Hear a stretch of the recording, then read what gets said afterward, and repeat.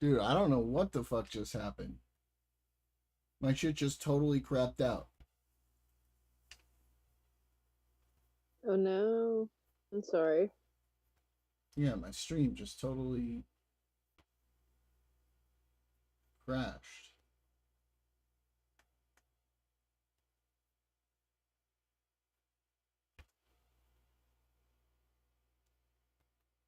Hopefully it's not those missiles. No, I had to stop it, quit the program, and then start it again. I think it looked like the the program I had just crashed or something.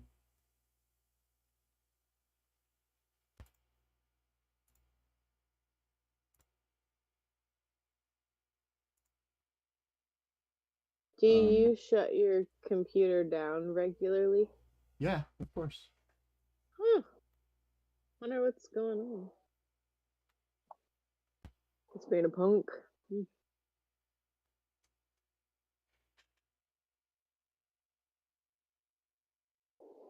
Looks like it's back up now. I love a techie.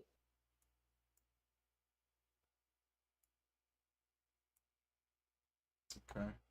Well, that was weird and annoying and frustrating.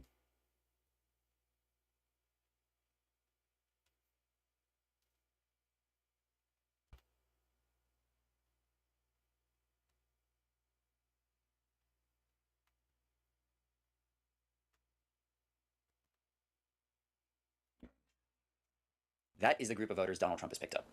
Okay. And You're not like, beating the I think coastal elite allegations there. I live in California. I'm definitely a coastal elite. You know what? I'm proud of it. I see the palm trees from outside my backyard. I mean, to So, his credit though, I'm right? Like, happy. I mean, haven't the off-season elections always been like historically, like abnormally terrible for the Republican part movement under Donald Trump? Like, it feels like people just don't care. Like, these are Trump or MAGA fans. They're Trump fans. They're not Republican voters. They're there for Trump, and they'll vote down ballot maybe, but they're not going to show up for midterm Yeah, because what the fuck is he going to midterm? Who the fuck cares about Congress anyway? You know, from their perspective. exactly, right? And like, this was not a thing under previous Republican presidents. This was not a thing under George Bush. This was not a thing under Ronald Reagan. This was not a thing even under the Obama coalition when Mitt Romney was their nominee. They had a pretty high turnout coalition. The Republican Party won white college educated voters. They won generally, they were doing very well among educated elites, and they were doing well among high engagement voters. And this whole thing about, like, oh well, Trump picked up more voters. Yes, there's no denying that Donald Trump did better than Mitt Romney did electorally, but that was more of a function of the circumstances that they faced and the fact that Mitt Romney ran against Barack Obama, and Trump ran against Hillary Clinton, and then an 82-year-old Joe Biden, and then his vice president, basically. I do think we are limited on time, so I kind of want to cut to the chase a little bit here. Destiny, you go first. So, did Donald Trump's more aggressive rhetoric on pledging to go after his political enemies, and has that sort of messaging helped him in elections and helped him overall, or has it hurt him? It's tempting to say, so I'm going to say that it helped him massively. I think it's tempting to say that it hurt him because there were other strategies that might have been better, but I'm going to say that it helped him because I don't think Donald Trump is the type of man that could have pursued any other strategy. So if we were to imagine that, like, Donald Trump is an aggressive piece of shit, he talks about lock her up, all these aggressive things, and we're like, well, you know, if he didn't do that, imagine all the other things he could have, right, done. Maybe there's a Donald Trump that comes out and he's the one we remember in the primaries from 2016 who was like, I'm going to bring the parties together and get rid of corporate inversions in Ireland and all that, I'm going to do all these things. Maybe that Trump could have like been more successful, or actually I think that Trump had the potential to be very successful. I don't think that person exists though. That was a mirage that we saw for days at a time in the 2016 primary season. So I feel like the only thing that fires him up are like earlier we heard he said the three things that were energizing the Democratic base the most were the things that I feel like Trump was harped on. So culture war stuff, I feel like carried him quite a bit because it's like a nebulous, policyless world where you can just say whatever. You kind of got your whole anti-establishment, deep state rhetoric stuff that I feel like he can push his voters towards. And then I don't remember what the other motivating thing was. It was the economy or affordability or something. But yeah, I feel like Trump being like an aggressive asshole piece of shit, I think ultimately ended up benefiting him quite a lot. But just because I don't know if this is a person who would be capable of engaging with with his voter base or the population in any other way. I think there's merit to that point. To be clear, like, I think Trump is who he is. He's only capable of doing this. Like, there is no other Trump. There is no tone shift that like incredibly gullible journalists who are desperate for an invitation to the White House Correspondents' Dinner keep falling for, right? Like, there is no other Trump. This is Trump. This is all he is, and being who he is has helped insulate him to scandals. This is the one thing where I really agree with Destiny.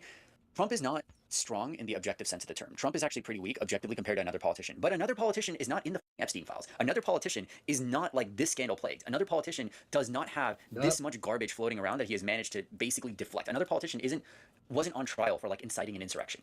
So like relative to all that, just to be fair, if we're saying relative to baselines, Trump is absolutely incredibly strong compared to the amount of scandals that he has weathered. It's done damage in the absolute, but it would have destroyed any other person's career. For Donald Trump, it's basically just made him the most unpopular president in modern history, but like only a few more points unpopular than Biden for being old. So I actually agree with Destiny there. I think that Trump being who he is, it didn't help him be popular, but it has helped prevent him from sinking to a point where the entire party abandons him. And this is because, as Destiny pointed out, the Trump base is so like rapidly in favor of their candidate, of Donald Trump.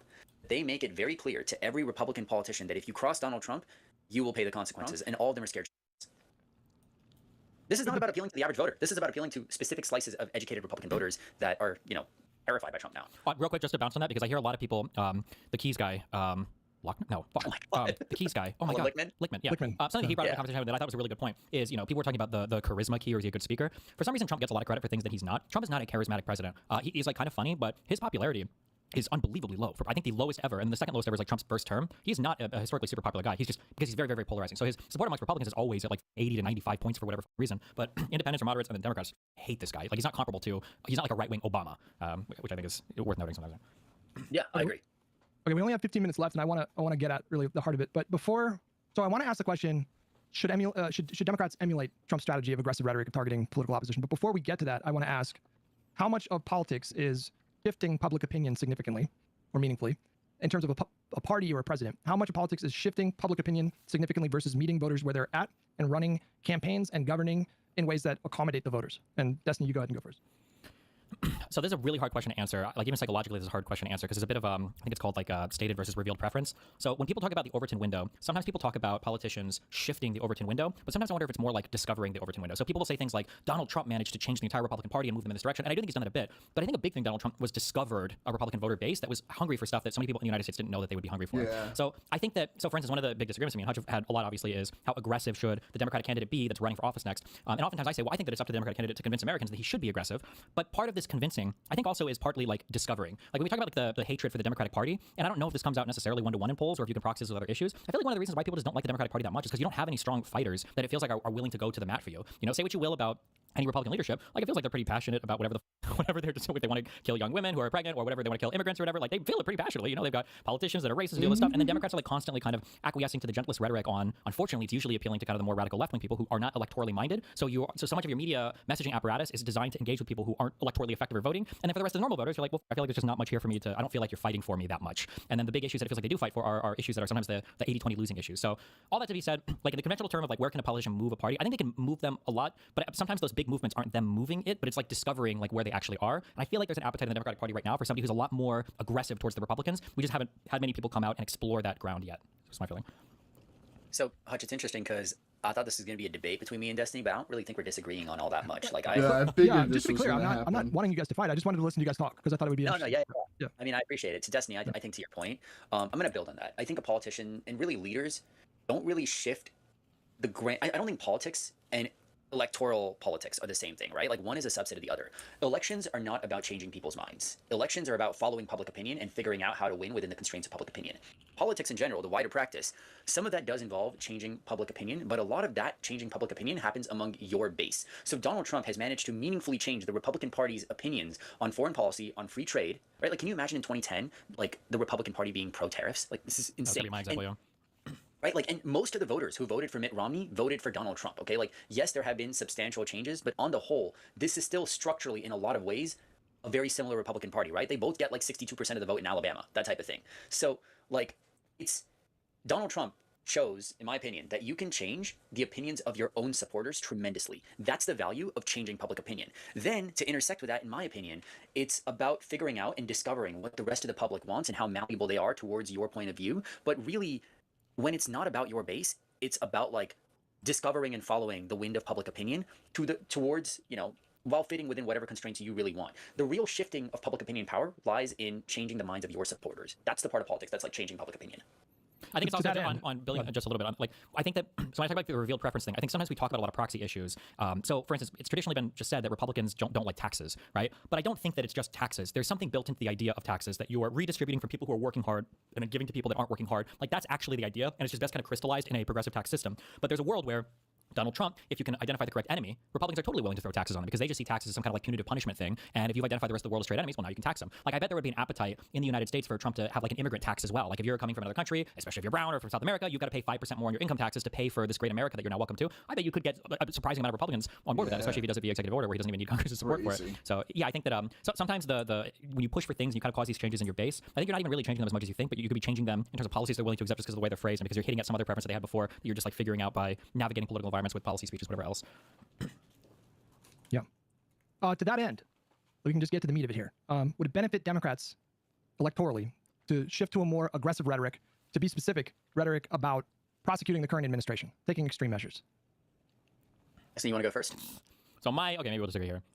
I fully acknowledge, and I think that at this point in time, I don't think that would be a popular opinion among the Democratic Party, but I think there are good meta reasons for why we should message and fight for that in ways that are politically viable. Like, if it comes down to, if we message on this and, we're a month out from the election and Gavin Newsom's going to lose, assuming he's the nominee, right? Then I'd say, okay, fine, I guess we drop it. But I think this is a point for the health of our republic, and if it were to be made as a strong enough argument for the American people, I do think a lot of positive stuff would follow afterwards, like even electorally. I think the idea of like trying a lot of these people and just showcasing in an irrefutable format, like this is actually what happened. I think there would be a lot of value to that. I mean, morally, ethically, liberally, but then also just like for electorally as well. I think that, yeah, I'll put it on that there. That's what I feel. So right now, I think it's not. I don't think it would be as popular right now, but I think that it's part of our job and politicians' job to start making the argument for it and to find a way to message on it to build the popularity for it. Yeah, so I think it's pretty dangerous to adopt a whole confrontational, we hate the other party approach. I would note that basically every popular candidate in American history has outwardly adopted a pretty conciliatory tone, right? Like, most American swing voters who you need to win over do not really care much for politics. They don't love the whole idea of over politicizing everything, right? Like, Trump actually won swing voters by a surprisingly small amount considering how expensive things were and how like high prices were. So I don't think it's a great idea to double down on partisanship because generally people tend to win more when they look above the fray, like when they look like they're just too good for the whole partisan mudflinging. What I would say is, I think that the way for if Democrats want to talk about prosecuting the current administration, there is a way to do that. The way you would have to do that would be about corruption. You would have to go heavy on the angle of corruption, and you would have to say, like, look, these people are literally just enriching themselves. They're making your personal economic situation a living hell just so they can insider trade with their buddies. There is a potent angle to go on that, but that does not go among a Republican-Democrat line. That is not the Gavin Newsom version of, like, string up all the Republicans. It is basically a way of saying it's us, the working people, versus them. And I don't care if you're Republican or Democratic, you shouldn't be profiting off the American people. And that will also involve throwing members of the Democratic Party under the bus, right? Like taking free shots at Bob Menendez, taking free shots at existing Democratic politicians, even making fun of Hunter Biden if it comes down to it, right? Like, and all of that. But there is a way. Look, the Democratic base is pretty smart. They're going to get it, right? Like, they're going to get what you mean. But if you want to talk about prosecuting the Republican Party, you really have to go for a heavy corruption approach without necessarily targeting Republicans explicitly in rhetoric. People know what that means. I don't know if you wanted to jump in there, Destiny.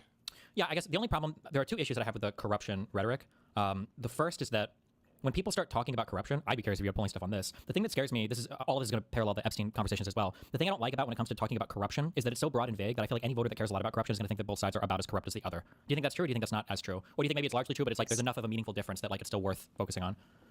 It is not only absolutely true that the average voter thinks both parties are equally corrupt, it is actually the case that sometimes Republicans in our polls end up like straight up winning the vote of the people that rate corruption as their top issue, which is hilarious. Yeah. But like that is the thing. But the thing is, right, like this is one of those things where you kind of have to skate to where the puck is going and not where the puck is. You have to look at the fact that who's in power right now, right? Like, corruption has not gained heavy salience. Yes, the Epstein files are big online, but like the average voter actually is not caring about the Epstein file. The average voter does not listen to stuff about the Epstein files. They don't really pay much attention to it. They find it kind of gross, distasteful, and out there. If you choose to elevate the salience, you would have to make meaningful rhetorical shifts to throw portions of the Democratic Party under the bus and say, I'm separate from them, I'm for you, but look at this administration, look at how they're in cahoots with everything that came before them to make things hard for you. I think there's a way to do it. I actually don't disagree with Destiny that like the average voter does think both parties are equally corrupt, but you can change that based on the ground circumstances that we have in front of us and based on the material that we have. This is something where you actually can elevate the salience because it's a low salience issue, and when you raise the salience of issues, the ways in which they break tend to be more unpredictable, and there it's about using meta reasoning. Yeah, I guess the salience issue would be scary for me because of things like when corruption was talked about so much, like the whole Pelosi stuff and the whole, like, even Bernie Sanders has 3 houses and Ilhan Omar married her brother and is now a multimillionaire. Like, I guess it's hard to trust Americans when it comes to corruption because you've got the criminal aspect, which there can be a lot of corruption technically without any criminal aspect at all. Like arguably like that Qatari $400 million jet to Trump, or the whole Bitcoin thing, everything he's doing. I don't know if these things are actually violative of any criminal statutes. So you'd be talking about corruption in a more abstract way. And then, yeah, I don't know. This is why I like crimes and criminal investigations. I feel like you can get a little bit more like meaty in terms of like these are bad things that people have done or other creative things. But I guess that's what I wanted to. But that tends to exhaust people. Sure, Sorry, Hutch, go on. Okay, you go ahead. I think you're going where I was going to try to steer the conversation. Well, actually, wait, you can answer. Wait, you answer this, and then because I know you have to leave soon, because this is going to be my response. And just tell me how you feel about this. The only thing that scares me right now, the big issue I have, is that if we don't go adequately hard enough on Republicans in the whatever elections are coming up, that two horrible things will happen. One is the American public is going to walk away from the last decade thinking that the mRNA shots actually were killing a lot of people, and 2020 really did have a lot of really shady, horrible stuff that was happening, and yeah, the whole Russia gate, Ukraine stuff, there was a lot of bad stuff. That a lot of Americans are going to have that in their mind walking into the future. Number one, and then number two, when Republican lawmakers, if they ever were to see another type of Trump figure come up, rather than looking at him and go, oh man, this might be some short-term gain, but like long-term, like really destructive to the party, or we might be able to write off this, but like I don't know. Instead, they're going to look at it as like, oh, like I'm just going to jump on that train again because there was no penalty for doing it last time. And if this guy's even smarter than Trump, or is smart at all, because Trump has no political mind whatsoever, then they're going to be like, why wouldn't we just jump on board with that? Anybody's going to be using the a nuke, results of the 2020 election, so why not? These are the two huge fears that I have. Right? If those were alleviated, then I'd be so much more on board with more like politics as usual. Yeah, go for it. So I can stay for a few more minutes, Hutch. I would say, Destiny, I see that point, but you should look at 2008 for a very good parallel of this. Okay, so I want to take us back to 2008 for a second, where George Bush was waging a very unpopular war. The Republican Party was downright toxic electorally. They had really lost their way. They nominate a smart guy. They nominated John McCain, who, by the way, 4 years ago was so strong that he was being considered for the Democratic vice presidential nomination. Right, the Kerry McCain ticket was a very real speculation bit that came about. They nominated a smart guy.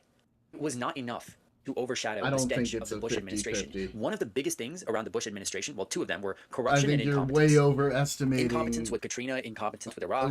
People launching a nuke changes they're everything. Actually stupid. That's stupidity not is a defining American trait here, right? My and very then good friend. Beyond that, there was also the corruption angle, where people really started thinking that the Bush admin was just in it for themselves. Scooter Libby was one instance of it, but really it was more about thinking Dick Cheney and the others were enriching themselves in the Iraq War, right? The weapons of mass destruction, Halliburton, etc. Right? The Iran War has a lot of similar parallels here, because right now this is one of the most unpopular wars at its outset compared to any action the Republican Party has taken militarily. People keep saying, "Oh, Venezuela, whatever." No, Venezuela was not unpopular. This is unpopular. Can I ask you though, just on that? Yeah. Because the thing that scares me is that you just gave a historical example in 2008 of all the bad things Bush did, but now I feel like Trump is rerunning that ground, except even more. So I feel like doesn't this make you feel worse for a 2032 or whatever? Why would there not be a 2036 another guy that comes around and then runs that gamut even harder into the most horrible ways possible? Because as corrupt as Halliburton or whatever it is, I don't think that holds a candle to the world liberty financial order and Wyckoff and everything else. And yeah, for whatever the excuse for Iraq and Afghanistan, I still don't know why we're in Iran right now for the second time.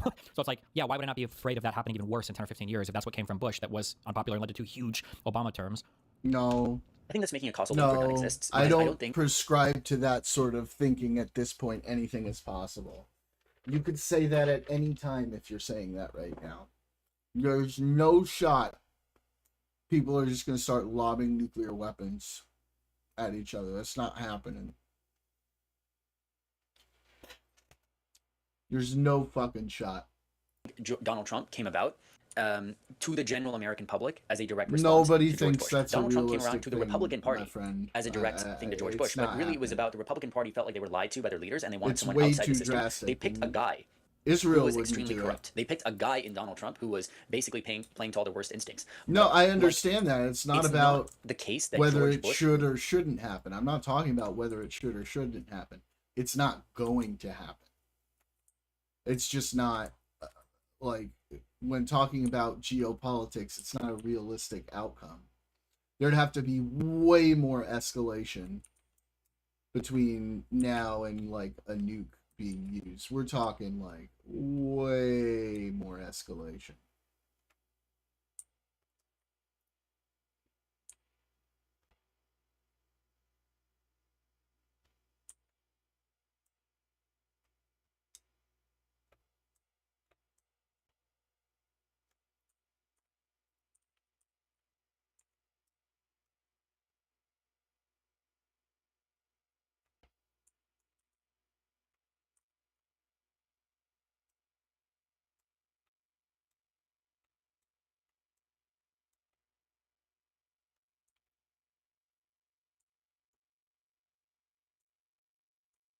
They're using their minds. Nobody here is acting completely irrationally. All actors involved are acting in a rational manner, as far as I can tell.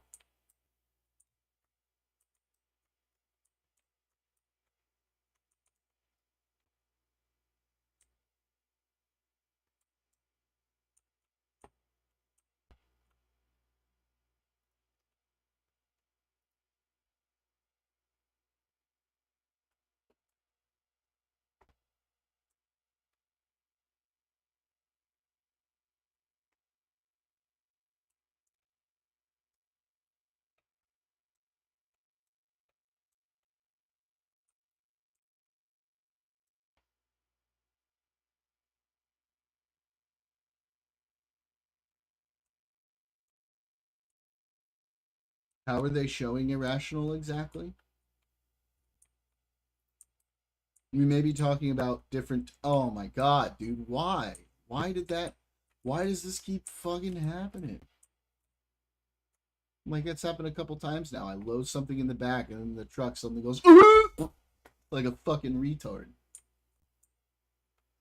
But what exactly do you think is irrational? Laid the foundation for Donald Trump by setting him up for XYZ. Similarly, I don't think it's the case that Donald Trump is laying the groundwork for a smarter Republican to come around in 2036, because the thing is, a lot happens in 8 years, right? Trump was 77,000 votes away from really just like being consigned to the ash heap of history forever in 2016. It was a really close election that the Comey letter probably actually swung. Like, we have real data on this. Yeah. So to me, I look at that and I say, like, focus on the next election. What happens in 10 years is unpredictable. It's a fool's errand to try to guess that now. And in the next election, like, it is an incredibly potent thing to just take the anti-corruption angle, to run that lane, to win it. And then now you have to avoid the mistakes that the Obama administration, the Obama coalition made, right? And you do have to figure that, yeah, you have to guard against the Republican Party's next big hope, because they're going to win an election again at some point, right? Like, no party wins one election forever. Mm-hmm. But I don't think that attacking Donald Trump on corruption meaningfully sets Republicans up for success in 2036. I just don't think there's a confidence to be made there. Just give me an example of an irrational does not mean that attacking Bush on corruption in 2007 was bad. That's where I'm going. Or I guess I'm thinking, if there would have been, I don't know what these would look like in terms of domestic, or it would be domestic law, not international law. If there would have been real consequences for the Bush administration after Office of Special Plans lying about WMD, whatever, for the Iraq War, do you think that the Trump administration would be as gung-ho about the things that they do in Iran or other foreign policy adventures that they go on? Like, when I'm looking at it, I feel like there was a lot of lack of accountability. Like, if Gore v. Bush had played out differently, of which I think Stone himself, I think, was involved in, like, on-the-ground riots and stuff in some of the offices, I think, in Florida related to recounts, and then was, again, in January 6th, right? If that media environment that was allowed to come up in that time period, I don't know how old you are, but, like, I'm 37, and the meme was always, like, NPR are, like, the boring people, PBS are the boring people, and Fox News and Rush Limbaugh and Glenn Beck and Michael Savage and Billy Cunningham. Like, all of this stuff was growing and fomenting this feeling of Republicans at the time, and there was basically no accountability for any of it coming from there. I understand that you're kind of making this argument that, well, Donald Trump maybe won or had electoral successes either despite the Bush setbacks or just unrelated to them. But I feel like I see just a lot of early seeds planted there that feel like, because there was never this huge reckoning, people were like, it wasn't as big a deal, so I don't have as horrible of a I guess, a feeling about it that I'll be held accountable for something in the future, from the lawmaker and the media side, I guess. Yes, sorry, go ahead. Oh, it was absolutely a huge mistake. It was a huge mistake from the Obama admin to not prosecute the bankers. It was a major mistake, to the point where I would actually say, you can arguably say, that was Barack Obama's biggest mistake, because there was really an inclination from the public, like, we should go. You can say it's on like a lot of the things that Obama chose not to go for. That was his mistake. You can call it like a poor decision or not well thought out decision, but there are rational actions. Like, there's rational motivations behind their actions. It doesn't make them irrational actors. An irrational actor would be like, North Korea's sort of like an irrational actor in some ways. In most ways, from their perspective, they're pretty rational. You should have prosecuted the bankers. I do think that set up a lot of what came down in the future, because the precedent was set that you can do whatever the fuck you want and get away with it. I think that was a mistake. I do think that setting the precedent of terrorists people can be pay the price actors. You don't have to be overtly partisan doing it, right? Like, let's say John Ossoff somehow becomes president, okay? Like, let me dream for a second, and let's say John Ossoff becomes president in 2028. I don't think anyone thinks that John Ossoff is personally going to be arguing for the arrest of Donald Trump when he gets to office. He's not going to say, like, I hereby demand Trump gets arrested. What's going to happen is he would basically put up a Department of Justice person who would be like a special counsel to investigate. You know, when we're talking about rationality, it's a different level than just potentially poor decision-making or, you know, short-sightedness. Irrationality is acting in a way that makes no sense whatsoever, right? Like, irrationality could be someone insults you, so you put a tariff on them. That would be more irrational. Actually recommend serious crimes for XYZ in a way that Merrick Garland. But even then, there's like a rationale behind. And even you then, could make progress on that. Even front. then, there's that, a however, rational like reason behind their thinking, right?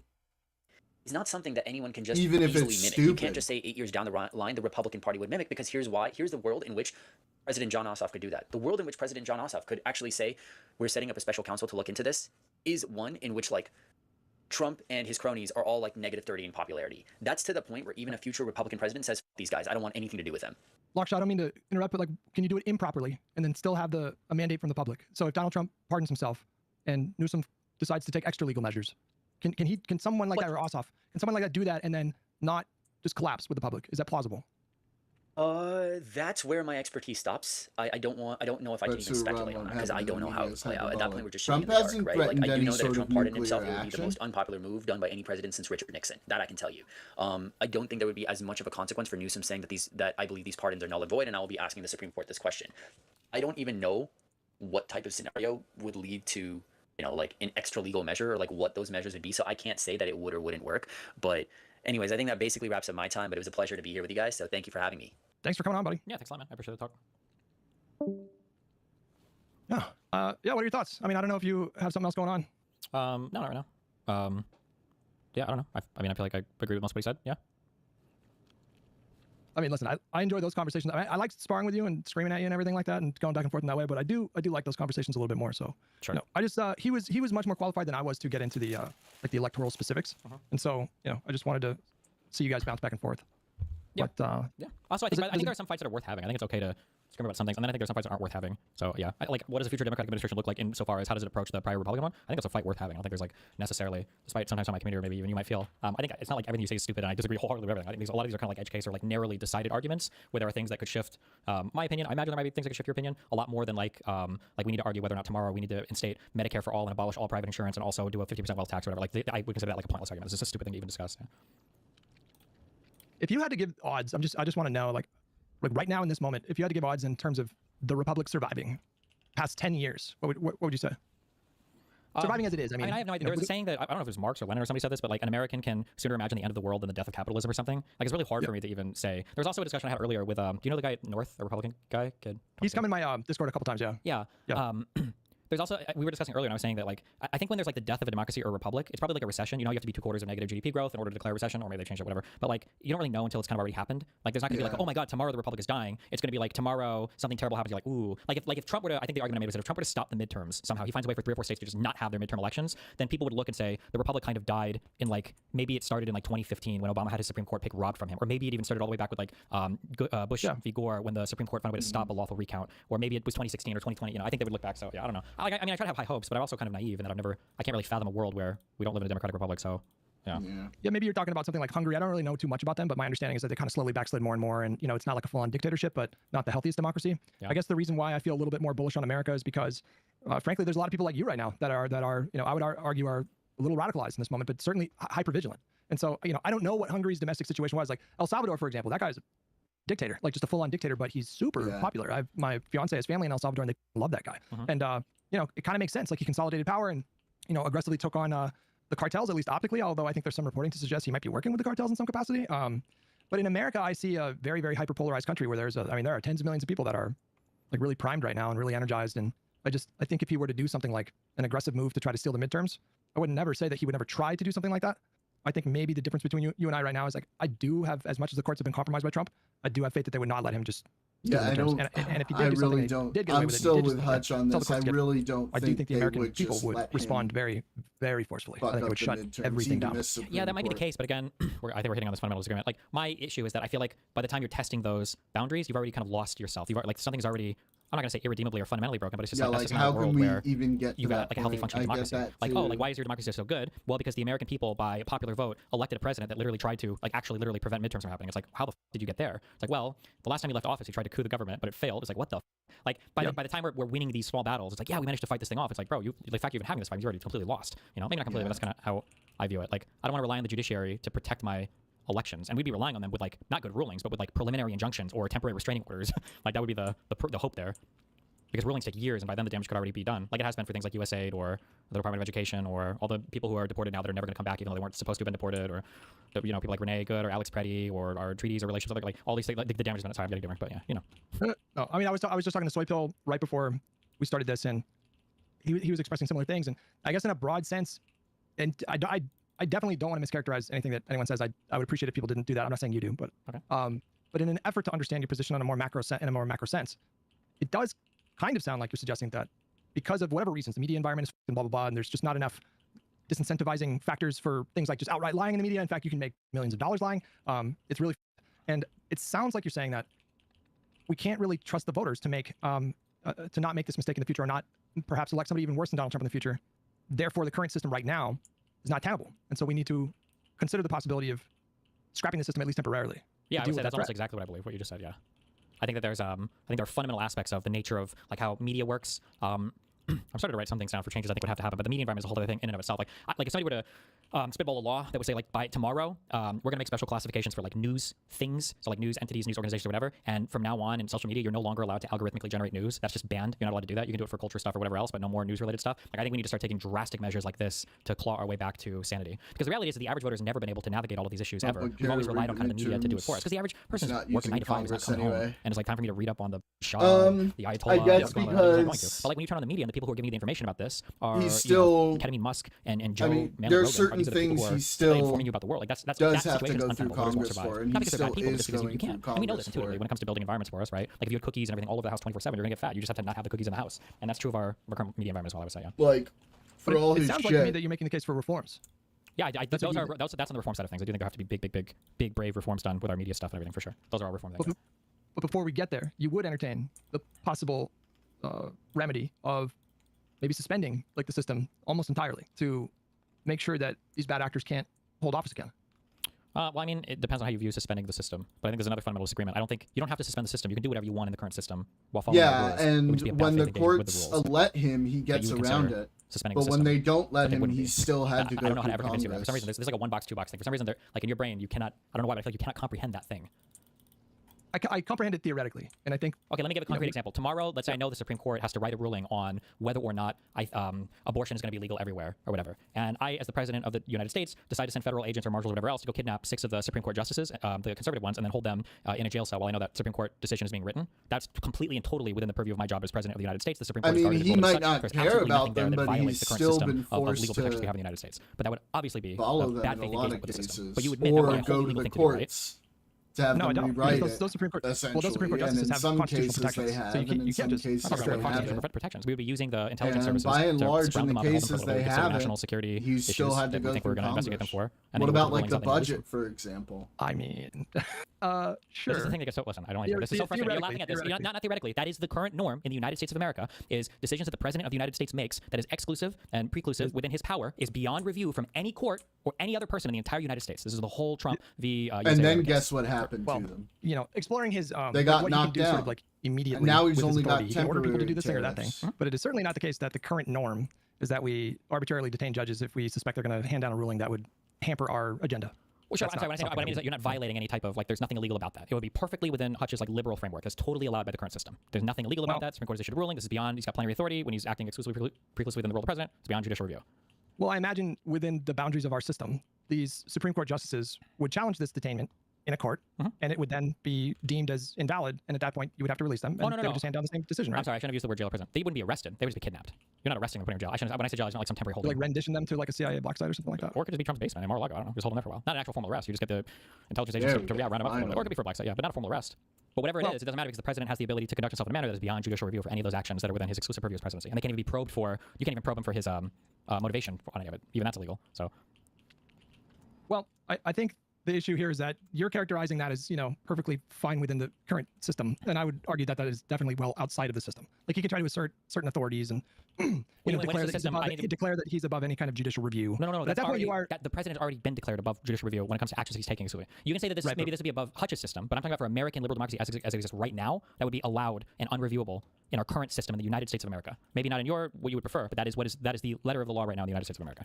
Well, like a fundamental pillar of American liberal democracy is you have these co-equal branches of government that serve as a check against concentrated power. And so if your remedy is to assert presidential authority and then rendition, possibly rendition Supreme Court justices to a block site, what mechanism can the court constrain the president then?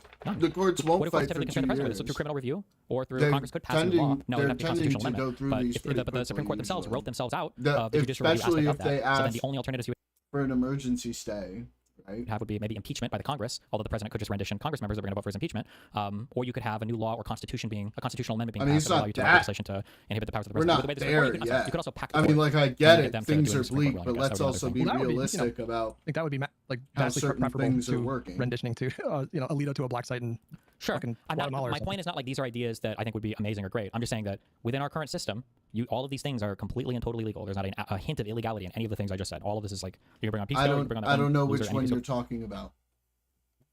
Which emergency stay? There's been a lot of them.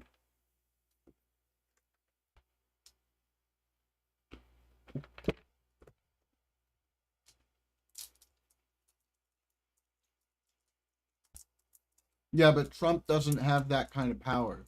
He just doesn't.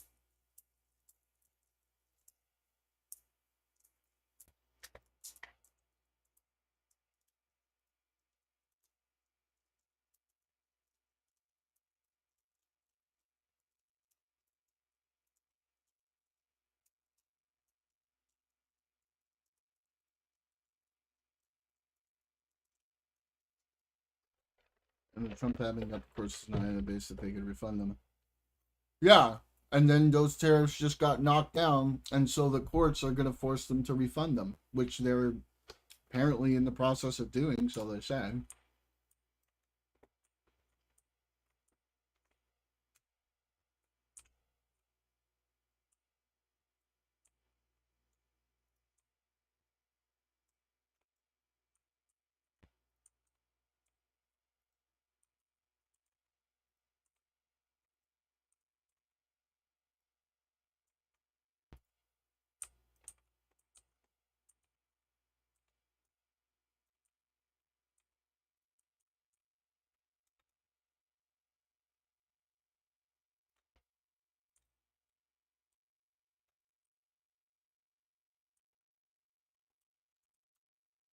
Takes too much time. Meanwhile, the country gets well. I don't know what exactly else are we supposed to do exactly?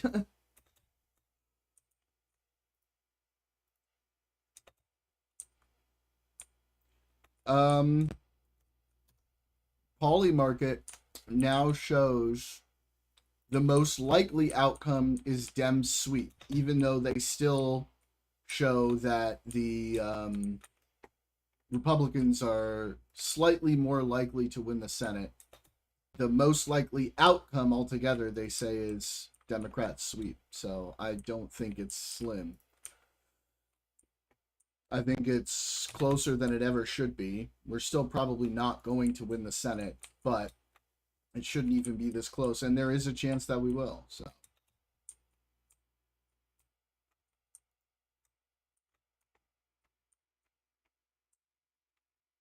Huh? What do you mean? You think he's just going to be fine if the Dems control the House and the Senate? He's just going to be chilling?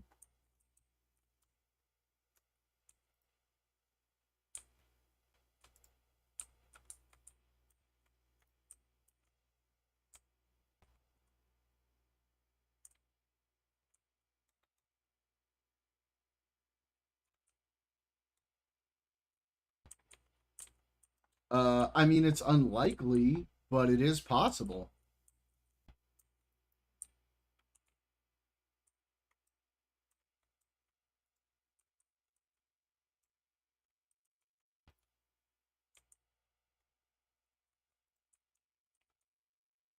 Like, it's more possible than it ever should be.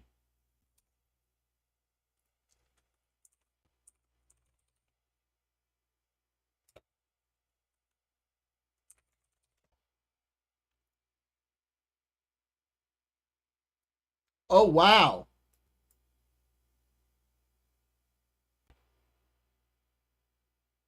This is new.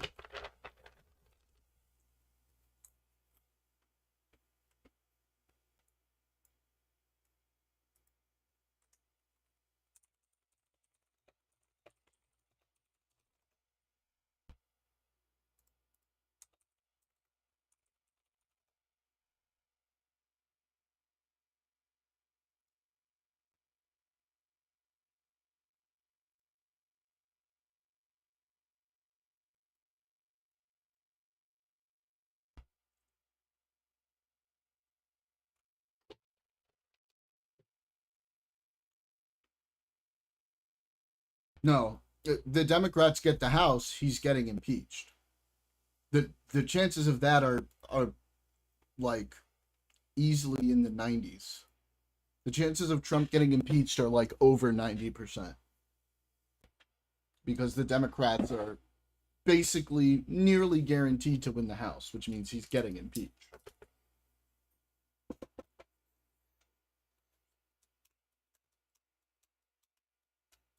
Oh, so impeachment is in the House, conviction is in the Senate.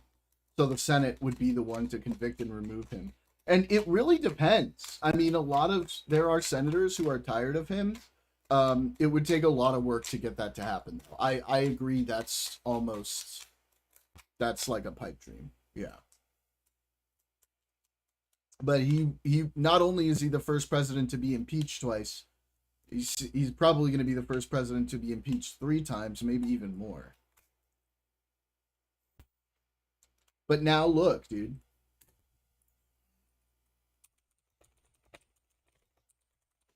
That just happened today.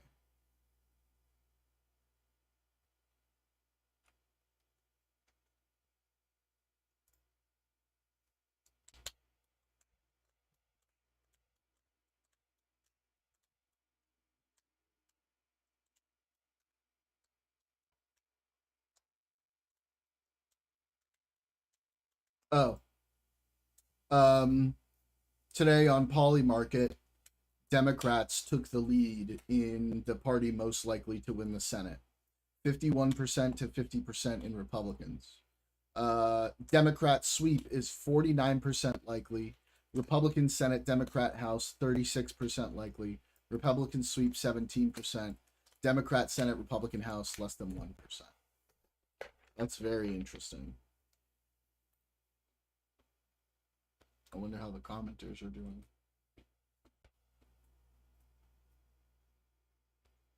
Yeah, Texas and Ohio. Ohio's now priced in as a Democrat flip. That's what set the markets over the edge. Now, if Talarico, Alaska, Iowa, so Texas, Alaska, Iowa, South Carolina, Nebraska.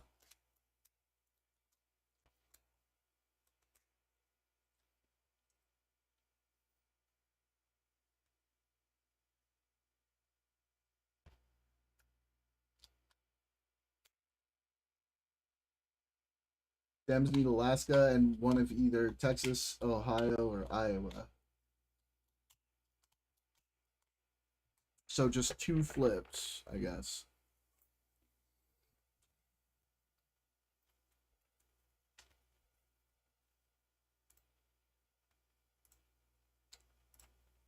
Hopeful about November, but I'm also deeply concerned that we get used to a new normal of insanity. That's why we need like a smart president.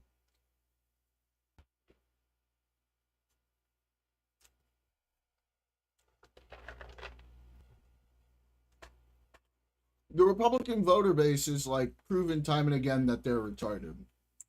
It's the independents that matter at this point in the game. Don't look for Republican voter sanity. Most of them are cult members now. Okay, it's a cult of personality. That's not who we're looking His at. lawyer friends are all conservative, crazy people. The Ryan Mullally guy, like he'll talk around it to try to not admit The that it's reality completely is totally allowed in the United the States. reality is Right, but I guess when you propose these kinds of things, we fucked up in 2020, and the COVID economic bounce back basically put us in a situation where we were going to lose regardless. Okay, if that economic situation hadn't happened, there's no way Trump would have been reelected. But that economic situation happened. Democrats sat there like, no, everything's great. And then it fucked everything up. That's the situation. my mind wants to like flesh it out as much as possible. Sure. And while these might seem like things that would, effectively get you closer to your goal or accomplish your goal, I don't see them surviving very long. Like, I don't think that this would be something that would like play out in a way that is that provides these permanent solutions or semi-permanent solutions. I think that would very logically mean that the president would just like lose their grip on power pretty quickly, I think. And you're just back at square one. And so I think I kind of agree with that. Like, there would be some things I think that should be exceptionally done for the current administration, but the vast majority of the work, and realistically, what all the work is going to be, is just going to be on reforms going forward. Ideally, yeah. if that's the case, then it seems like we agree. Well, yeah, I mean, I said this before. Like, any reform that you're going to push for, I would want that, I imagine, but just a little bit more to hold past people accountable. But in terms of like real reform, Yeah, little the bit more. border. Yeah. well, I'm saying I would push past to do well, the reforms that I would want would be massive. So I don't even know if the crazy actions as president would even be much compared to. But I think you would maybe even probably agree. Like we need like crazy massive changes in how our media environment functions, right? Yeah, I agree. 100%. Yeah. I mean, typically the mechanism that you would use for what's provided for in the system would be, I think in the case of the media stuff, it might be a constitutional question. And at that point, it's about building consensus, and that is probably a long-term goal. I mean, Lockshire kind of touched on it a little bit. If Donald Trump did something that dropped him down into like the teens of approval, and it really was just a massacre, then you can that's like an FDR style mandate, and you can permanently change the system pretty much right away. Maybe, but like I'm curious. Oh, this would make a question for I keep wanting to call him Lochner. What's his name? Say it again. Pronounce it again. Locksha. Okay. Yeah. Or Lochner. That too many people on YouTube. I'm curious what he would say. I hope I'm wrong on this. Just vibing it right now. I don't think the next presidential election, I don't think it's going to be a blowout. I think it will come down to swing states again. Unfortunately, I think we'll win, and it'll be a thing where people are like, oh, we swept, but I think we'll sweep like Trump swept before, where it's like we win, maybe like even all the swing states. But man, I would have hoped it would have been like a Reagan tier landslide victory. I don't think we're going to get that. I think that the institutions are too powerful right now to protect Republican governance, like the way the Senate works, the Electoral College, whatever else.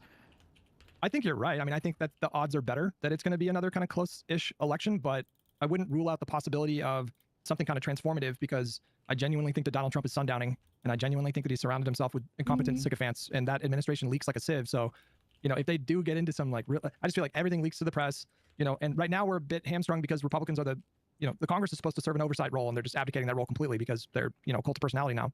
But when we take back the Congress and can actually use congressional powers to subpoena this administration and highlight, like I do think like it is possible that you could end up with like rebuilding a pretty massive coalition. That's an outside chance. I think what you're proposing is probably more likely it'll be swing states and, like not necessarily a modest victory, but. Yeah, another thing that sucks about the big coalition you want to build, or not you, but that we would want to build, is it does feel like a lot of those issues that are kind of like bipartisan, those moments end up just hitting both parties, which is very annoying to me. Like the Epstein stuff or like corruption stuff, or like people that feel strongly on these issues. But then, like I said, maybe if we raise these to salience, maybe you can message on it better. I'm not sure. But I think that touches on your media problem. It's because there's this slopulism is just really ascendant right now. And yeah, but you would have to win the elections before fixing the media problem, because whatever media solution that I want to implement, it's going to be heavily partisan in appearance, right? Like remember when Republicans used to complain all the time, like, why do we get hit for so much stuff related to misinformation, blah, blah, blah. The thing that nobody was ever brave enough to say was that it's because you motherfuckers lie more. So whatever reforms I'm talking about implementing is going to hit them way more than it would hit us. Yeah. And then to the average American, it seems like, oh, you're just being politically biased or partisan. It's like, well, or maybe these motherfuckers just lie more, like we want to say. But it would be hard. You have to get the coalition first, yeah. I mean, nothing about this I think is fair. I do think that institutionally and the media environment is slanted in favor of Republicans like that, and that is like a really difficult thing to contend with. But I don't know, I feel like we're touching on something that Ezra Klein was. I mean, I'm curious, did you watch the Ezra Klein discourse play out when he was proposing, like his whole thing on top of the abundance stuff was the idea that he's actually, like you, he's not content with small majorities. Like he wants a big enough coalition to, do transformative legislation and do transformative reforms. And in order to do that, you do have to sit down in a room with a bunch of smart people and think, okay, what does that coalition look like? You're probably going to need states like Ohio and Iowa and Texas and Florida. And so then it becomes a strategy of how do you rebuild that coalition. And he got into some hot water because he proposed to go like this over Trump. Yeah, but that was just, I mean, it was a throwaway example. I don't think he I agree. I think his argument there was good, but the abortion was the worst example. It was like he picked literally the worst possible thing that he could have ever picked. It's like, we need to build a coalition with libertarians, guys. We got to be able to get on something. What about the age of consent to zero? It's like, why, of all the things, why this is the one thing? It should have been fracking or anything else. Gun control. Yeah, literally any other issue. And he's like pro-life. It's like, Jesus Christ. It's like one of the most salient, most popular, easiest issues to mess around. But no, yeah, I agree. It's just sorry, go ahead. Well, I don't know. That's curious to me because you say that's a good argument, but that involves kind of the opposite of what you're saying, like moving away from the hyperpartisanship. So you think it's a good argument, but why not try to be partisan in terms of supporting like just one side or the other? Like I view the whole MAGA thing in this administration. These are like uniquely bad things that are it's above partisan politics. These are like evil, anti-democratic, illiberal people. But I mean, whatever you build in the future, like does have to have like you need to have a broader party that can message to different cohorts. Like what Zoran Mamdani says or what AOC says. Like these people have gotten much better at picking up. Or Zoran has been good since he's been elected, and then AOC's gotten better at like saying we need to have different politicians around the country to build stuff. I agree with that. Anything that Ezra says or anything you believe in that, I'm going to believe that. But I think that I don't know if that's mutually exclusive with saying like everything associated with this current admin is so unbelievably corrupt and tainted. And if there's another thing that I think could sway me from my position is like if there's just some way to make the American people realize that. But I think that I feel like escaping without consequences, it just vindicates so much of the behavior, and it sets it up so much in the future for like, well, if they can do it and get away with it, like if we have the chance to secure some wacky and wild and crazy shit, why not do it again? Like you would agree that like a current Republican Senate majority would absolutely steal another Supreme Court pick if they had the ability to do it, right? 100%. Yeah. And I mean, to be fair, I mean, wouldn't you want the Democratic Party to do the same at this point? If the roles were reversed, if it was a Republican president, and let's say they win the midterms, they win control of the Congress and both chambers, and Alito dies. Would you want Schumer to hold that seat open for 2 years? I mean, I would say 100%. Yeah. I don't know if you would feel that way. You really think you'd be on board with that? 1,000, 100,000. I would be on board if it was 4 years. Good. Okay, based. Yeah, I mean, I would. Schumer's not going to fucking do that, Wait, though, hold on. because he's Ready? a Would you be in favor of that? Hey, what up, It Seal? looked like there was a midterm coming up. What up, Dingus? Just dingusing. That depends. What How many you up Senate to? seats? How many Senate? I mean, the Supreme Court's really important. So I mean, that's Nothing an much. interesting question. Mhm. But are we talking like a blowout, Good, like 30? We good. lose 30 seats, or are we talking we lose 3 seats? I mean, just the majority. Sounds eventful. I'm on the walk. Ow, Lovely. that hurt. I still think there's a decent chance that Rubio walks away and distances himself from this admin, gives him a chance to recollect the Republican Party. I think that largely depends on how things move forward in Iran, and I also don't think he's gonna leave until whatever shit they're trying to do with Cuba happens. Because I don't think his Rubio life can thing. walk. Yeah, Have you seen his shoes? Daniel says hi on a walk. I'm dad. Hi. No, I guess they're saying like if Rubio wants to save his political career, he should jump ship. I don't know if that's the case, and I don't know if he would want to do that before he's like secured the destruction of the Cuban Cuba. regime. Yeah, because that's like his whole life's work. And like with Trump, he has an opportunity to actually do it.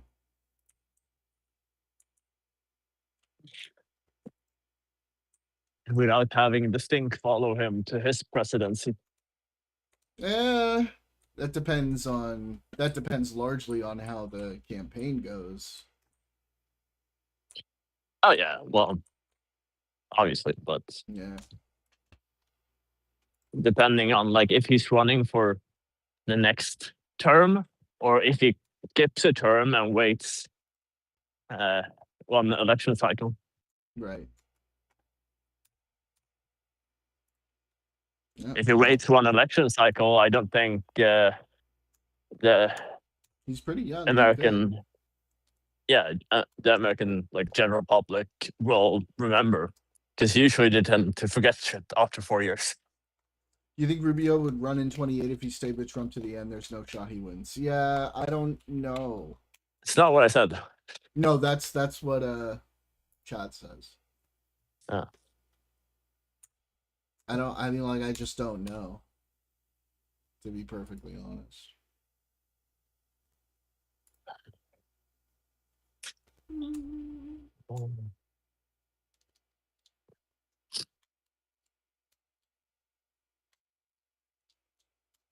I know. Trump is probably going to run in 28 anyway. Yeah. Yep. Probably. Yeah, I don't think there's going to be a primary to speak of anyway. So like, actually, you know what? I don't know. you don't know? No, I could see him not running in 28 because his brain will be a fruit salad by then. Yeah. Oh, that's assuming he manages to survive this this term. Yeah. Exactly. If he's even still alive by then. It's too late for Rubio to jump ship. He invested too much. He'll be like the orchestra on the Titanic, playing near my God to the as the ship pitched up as they slid off. Yeah, I mean, he has sort of bound himself to that ship. Oh.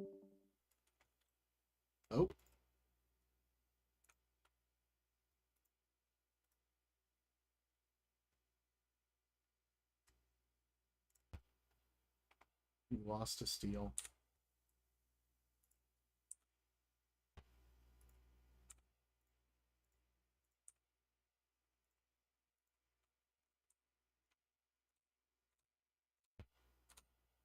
Trump AI and impersonators like Putin in 20 do at Bernie's.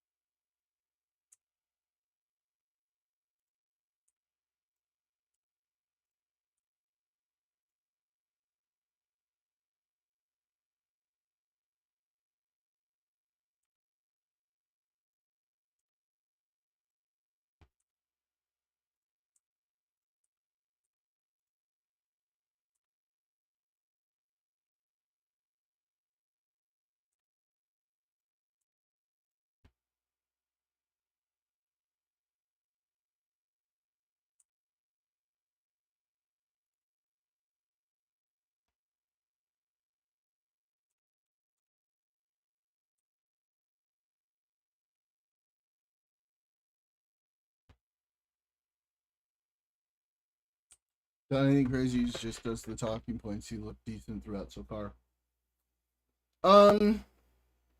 But you get tied to it, you know? That's the thing.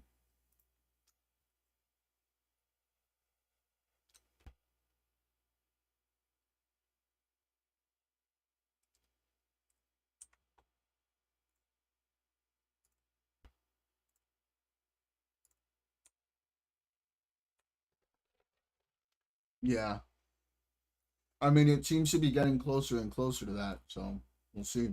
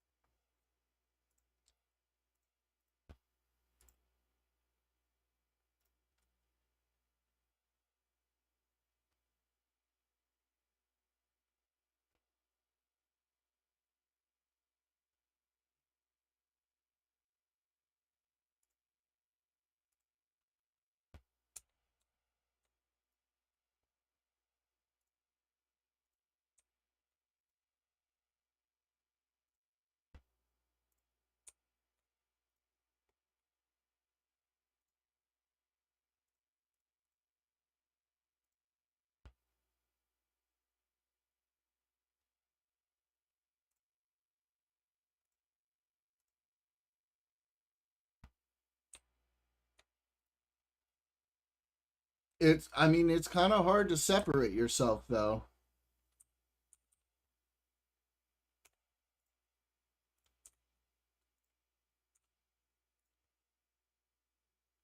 He could, but I don't know. It seems like a slim chance to me.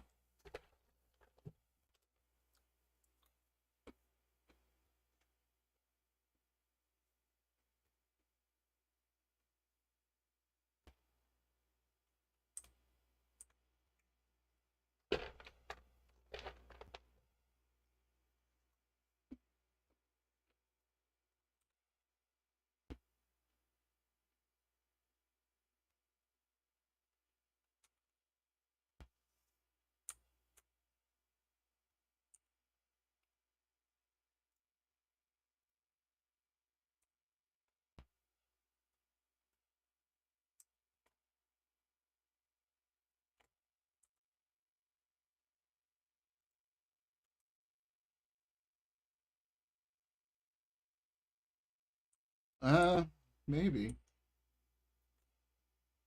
I mean, you do make a decent point. They can be pretty retarded.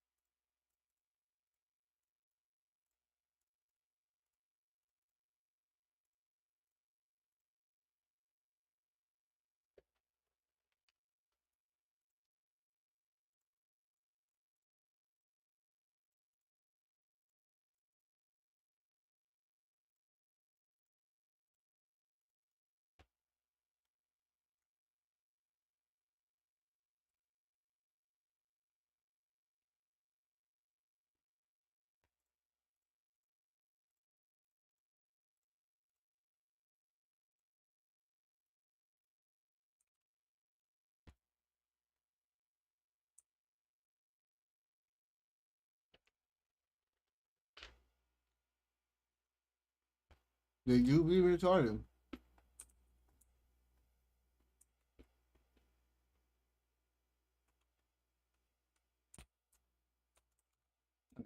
I guess to play the game of not packing the What if the SCOTUS nominee for us was going to be Epstein, but if the Republicans won, it's going to be Hassan Piker? I'm just kidding.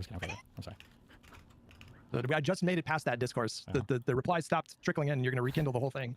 No, I mean, it really bothers again, me that like in 10 years, in 20 years, like I think people are going to speak about the COVID time, that there was legitimately like a one world order government. And it's not going to be like the crazy Illuminati people that were like the Alex Jones fans like 15 years ago, that were like 1% of the population. It's going to be the Alex Jones fans that are like 50% of the population. The people are going to say the 2020 election was legitimately highly contentious.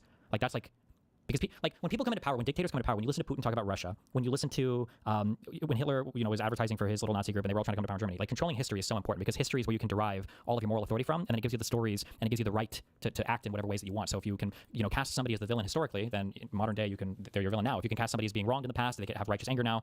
Like you'll see this even in contemporary politics where they'll say, well, the Democrats always did this, so that's why we can do this and everything. And yeah, I worry that all of that history, if we don't pursue something aggressive, that it's going to be seen as like it'll be remembered as genuinely contentious when it wasn't contentious. It was just one-sided wholesale corruption.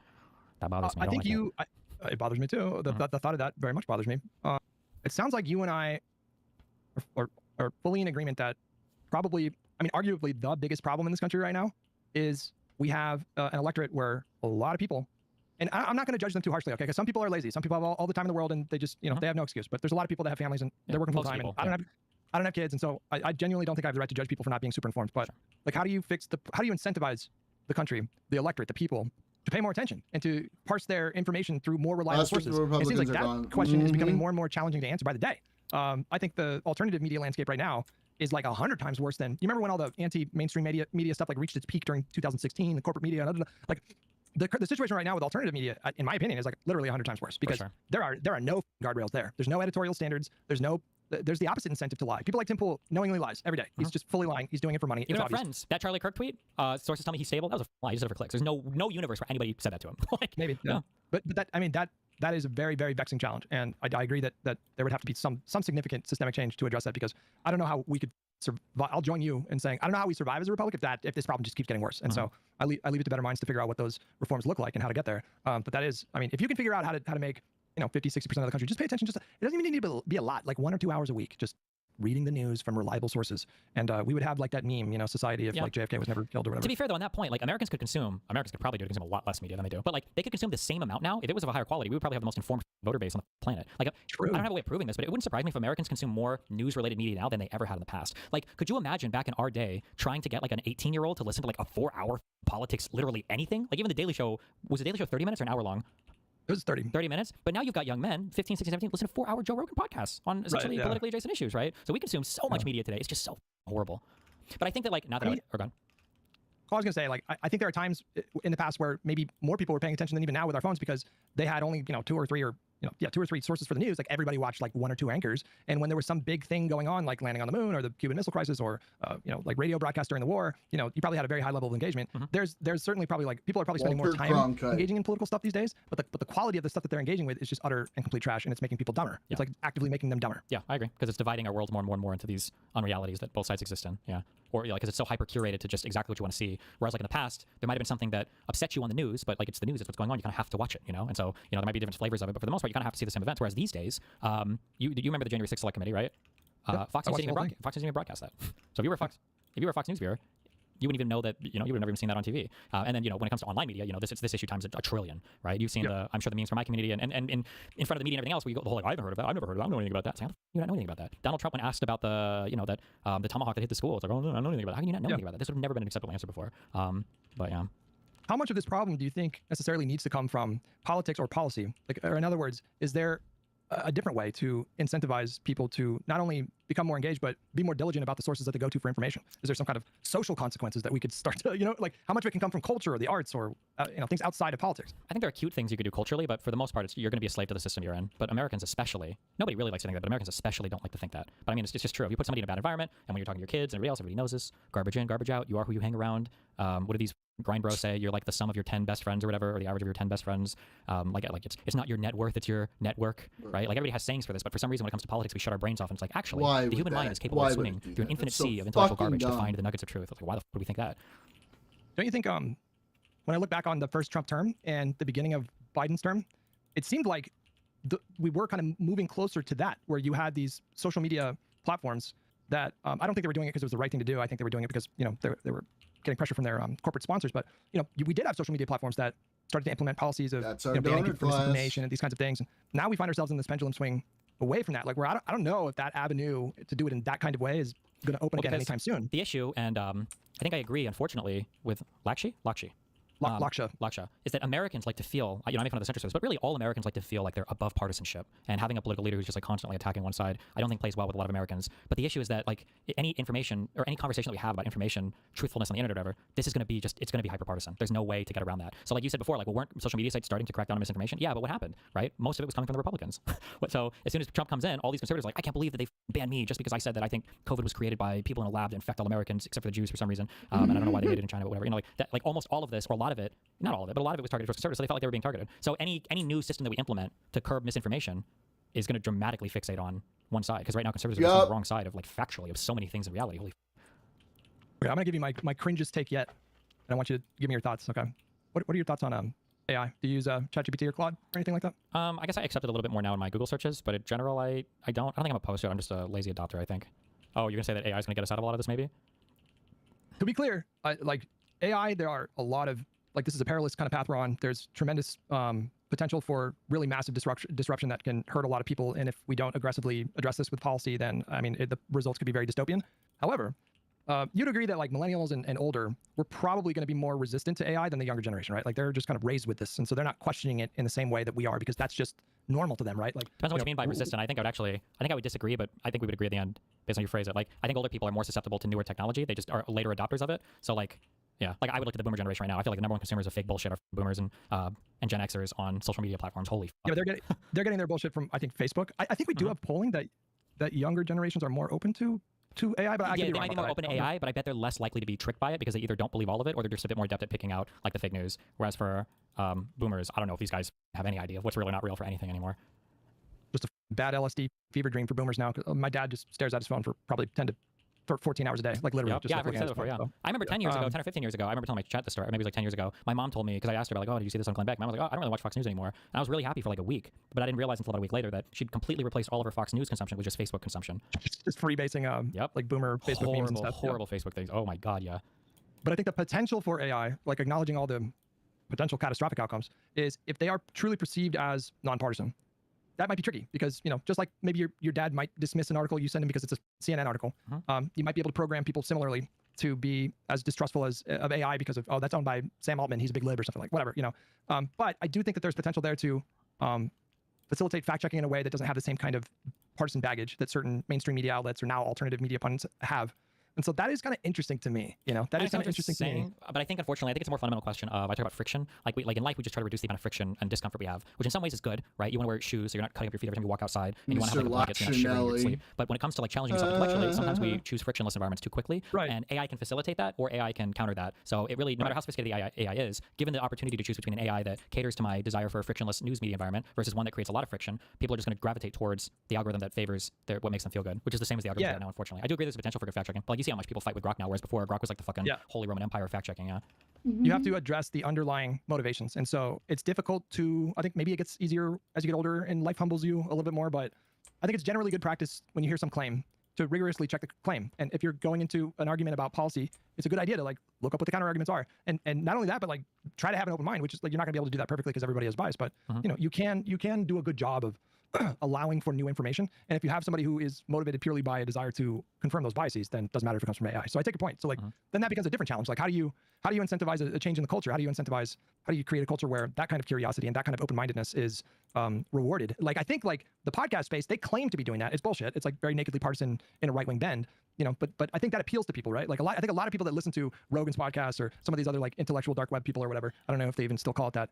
I think they do think that they're satisfying that kind of like nonpartisan curiosity without knowing that they're just like, But think about how they were able to do it. They do it by creating frictionless environments. Now they wear the aesthetic of being a challenging environment, but like I just listened to Joe Rogan, Constantine, and the mute next to him, like they were crying for like 20 minutes because I asked Constantine how to define a word. And Constantine has blocked me now on Twitter as of today because I roasted him over it. And these are people who pride themselves on having open conversations with anybody. The one guy, the Muppet guy, even said on the show, he's like, well, we wish that we could find leftists to have good challenging conversations with, but it's literally just impossible. And it's like, you guys have created the biggest hugbox in the world. Like Joe Rogan just had Andrew and Rachel Wilson on. Like one of these people is literally a delusional satanic cult believer. And the other is Andrew Wilson. I'm not even joking when I say that. Like these people are crazy, but they have like this allure of being like the centrist people, but they did it by creating a frictionless environment. People like Hassan are the same way, right? Like he doesn't really platform views that are opposite of his. The only time he addresses criticism is when he's screaming at like one person in chat. Every now and then he'll drag a 14-year-old Israeli into debate because he thinks he can win that conversation, or a commentary YouTuber. But for the most part, frictionless has just been the way that everybody's been trending. Trump is the same as well, right? Like they don't go on news media outlets and answer questions they don't like. How many times now is Trump how many times has Trump just full out like insulted a journalist because they actually asked him a hard question, right? Thousands, literally it's just thousands. insane. It's unbelievable, right? Compared to Obama going on, all these different Fox News shows and doing interviews. It's just like it's just incomparable. But people love those environments. I think the through line between everybody that you just mentioned, Konstantin, Hassan, and Trump, is all three of them are just blatantly dishonest. Like there was a moment in your debate with Konstantin where I think you were pressing him on like how many left-wing voices. Oh, sorry, go ahead. No, I think you were pressing him on like how many left-wing voices have been on their platform in the last, like, I don't know, few years, however you framed it. And he mentioned somebody, and your instincts were immediately correct because you were like, well, what kind of person is he? Just like an anti-liberal party, like anti-establishment left-wing kind of person, or? And then Konstantin just like lied, And I was like watching that. I think live. Did that debate happen live? No, but it was premiered on YouTube. So.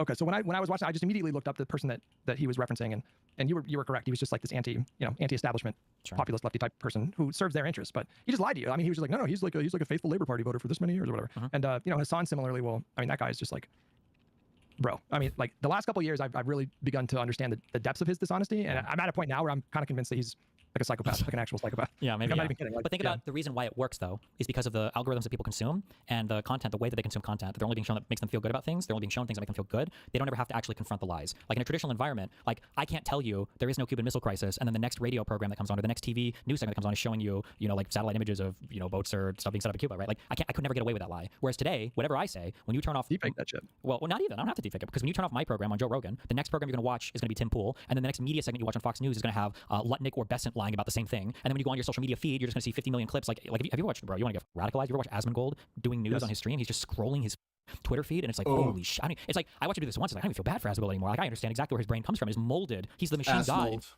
in the Matrix. It's like, Jesus. Do you think he is like kind of high on his own supply, or do you think he's just chasing clicks? Do you think it's just about the money? I mean, the nice thing is that both of those things always end up aligning themselves 100%, right? So you have a social media algorithm that's feeding you exactly, because think about it, you're making money, but why? Because you're being fed a certain social media algorithm. What's that social media algorithm doing? It's also making money, right? So all of you guys what is the incentive to buck the trend on literally any of this? Like, there's so much disincentive for doing anything like that, Jesus. And then it's all reinforced from the very top, from Donald Trump himself. Yeah. I remember one of the biggest concerns I had during the first Trump term was, and this might sound cringe and, silly, but I was really worried about like the influence that he was gonna have on young men. Like I remember thinking about that on the night that he won the election.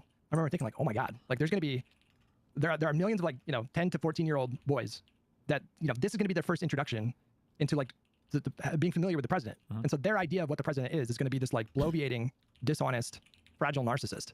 And I feel like those fears were 100% confirmed. I do think that Donald Trump, just through his example, has set back young men in this country by we might have lost like an entire generation. You know what I mean? Like, yeah, or even young people's impressions in general of what it means to be a man or what it means to be president. Like I catch myself sometimes when I bring up Obama and I'm on some of these college campuses and I'm literally arguing with like 18-year-olds or 19-year-olds, and I'm just like thinking, I'm like, okay, when Obama was elected, like there's a chance that the person I'm talking to hasn't even born yet, and that's like just such a weird thing, because Obama was like when I was an adult, right? Like he ran against Ron Paul. I remember this, right? And it's like for these people, their whole political lives have been Donald Trump, because Donald Trump came in 2016, and then he was, even when he wasn't in office in 2020, it was all Donald Trump all the time, and then 2024, now we got Donald Trump again. So if you are 20 years old now and you were born in 2006. That feels insane to say. You were born in 2006. Donald Trump is elected president when you're like 10 years old, right? So like your whole life has been this. And yes, sometimes I tell people, I'm like, it's not normally like this. It's not supposed to be like this, that we can't take anything the president of the United States as seriously, because he's just obviously lying about everything. Like it's obvious. Like when he says, like this would be one of the most groundbreaking news stories ever, that Iran has somehow got a hold of an American Tomahawk missile and shot it at their own population. But it's like, oh, no. The U.S. president said that. So it's probably just not true at all. That's just a very bizarre thing to say. And I do think he kind of opened the floodgates a little bit, because, he just dared to, I mean, he showed, I think, what is possible if you just have literally no scruples, and you don't even pretend to have scruples. Like if you just don't give a about being honest at all, and if you just commit to that 100%, anything less than 100%, I think, will be perceived as inauthentic. But if you just fully commit to it, he showed a lot of people that you can just lie your ass off and build an intense following, an intense kind of fandom. And so that inspired, I think, a lot of people across the ideological spectrum, frankly. I mean, I think he showed everybody that you can make a lot of money and build a lot of influence and power just by just committing to just not giving a single flying about being honest. Committing to the bit. People do a lot of the same analysis now of not Corbyn, the Brexit guy, the reform guy now. Oh my God, British. Farage. There's a lot of like analysis of like how Farage works too, because that guy just skirts from like one weird corrupt thing to another, to one weird friend guy who gets arrested, to another, to one weird scam thing to another. Like nothing sticks to him, but it's because he's like also completely and fully hopped on the Trump mentality of like you just keep on rolling. You don't apologize for anything. You just literally never apologize. Yeah, just get over and over and over again. He was one of the largest figures involved, I would say, probably in driving the whole Southport riot thing. Do you remember that in England? No. There was a second generation immigrant child who I think stabbed somebody, or three girls, I think, at a school, and he basically just like hops on that night. He's spreading information about how like this was a small boat arriving, illegal jihadist immigrant who's committing jihad, and all, like none of this is true. He's like a second generation, I think, from like Christian from Rwanda or something. It's just not even remotely true. But there's just like zero accountability for any of that. Nothing mattered. And there were huge riots and everything. I think they burned down a mosque. It was like crazy shit. Not good. A very big moment in like recent modern British politics. And there was no accountability. No one cares. It's just crazy. It's insane. Right, yeah. Meanwhile, Or like Hassan. you have Or to like argue. Hassan. Yeah, sure, like Hassan. Yeah. But then meanwhile, whenever you go to argue with any of these people, it's like, why don't you trust the FDA and the CDC? And it's like, well, I think one time Fauci might have lied about masks. Like, what the and they're like, well, you have to understand, trust is really easy to lose. I was like, really? Why the don't any of your side ever lose trust? Bullshit. Like, I don't believe it. Yeah. But yeah, sorry. You know. I don't know. I think this conversation gets at what you were talking about before on a more systemic level, where we need to figure out a way somehow, either culturally or politically or both, to disincentivize lying again. Like that, I think that is kind of the core of like probably one of the biggest problems in the country right now. It's just like there's just no meaningful consequences for lying. In fact, there's like a lot of incentives to just lie, and I think Donald Trump opened that Pandora's box wide open. I gotta go feed my pets and stuff. But did you check out the? Did you see that there's a Netflix documentary on the Manosphere? Did you see this? Oh, with Louis Theroux, I heard about that, but I haven't seen the Melania documentary yet, so you know, I don't know which one to prioritize. But did you watch it already? The Louis Theroux thing? Yeah, you should watch it. It's crazy. Yeah, Nico's in it, so I don't know. It's very, very, very good. Yeah, but it's dark. It's really dystopian. Like I don't want to tell you anything, but it made me pretty black pilled when I was watching it. So okay. Also, one quick policy thing. I'm curious how you feel about that. Somebody suggested as a joke, but I think it's actually kind of interesting. If a politician is making a public appearance, or if they're on a podcast, or if they're on the news or whatever, anytime they are there, like as a politician, so like if you were to bring AOC because you wanted to talk about cats, it wouldn't count. But anytime they're there as a politician, they should have to be under oath. I think that would fix a lot of. I think that would fix a lot of problems. I think that would fix a lot of problems. Yeah. I mean, I like the creativity. I'll say that. I like the creativity. Okay. All right. Well, I love you. Be careful. Stay safe. Did you enjoy that conversation with Laksha? I'm just curious. Yeah, I think so. Yeah, it's always good when there's people who have like more real life attachment, because in our little online world we can get like super detached sometimes. So it's good to have people that are grounded in real polling data and stuff that can kind of check you if you're getting too far into the boonies. Yeah, check him out on Twitter. It's like LXE Eagle 17 or something like that. But he's a good follow. He works. He does polling for a group called The Argument. He just came out with a. You should look at that polling, by the way. It's really interesting. He just did a comprehensive poll on how trans issues have affected the Democratic Party in the last like 5 years, and there's a lot of data there, so it's interesting. But yeah, take it easy, man. Wait, can I ask you one more quick thing? I'm so sorry because you commented on because I had my little fight now with Taylor Lorenz. What did you think or what do you think I was trying to get across? You didn't understand you thought I was incorrect about, or if this is too long a conversation, we just do this later. About what now? About just like holistically? The Taylor Lorenz, because I think I saw some guy, one of Justicle's dick sucks, made a compilation on Twitter, the substance that guy. And I think you were saying something like, oh, I think Destiny's incorrect on this or doesn't understand this thing or whatever. Do you remember what point that was? I felt very shy about all the Taylor Lorenz stuff.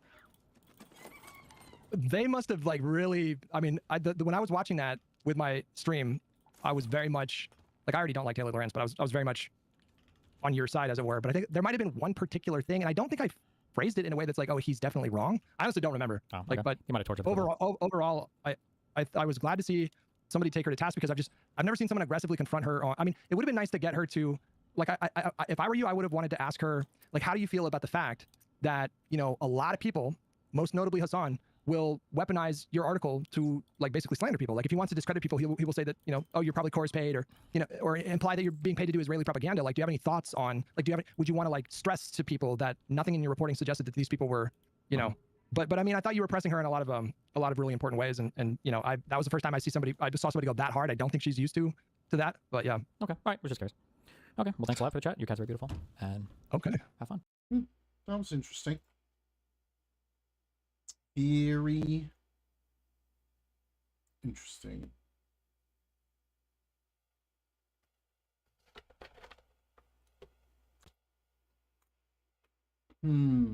What else we got going on?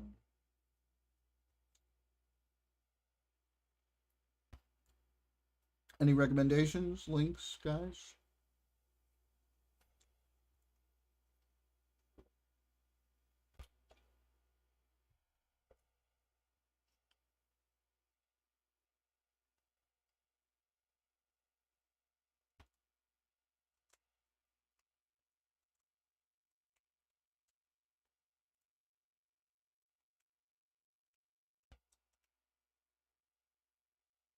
I'm just finishing up with this, so I'll be done with this expedition shortly. Here, let's see what else we got.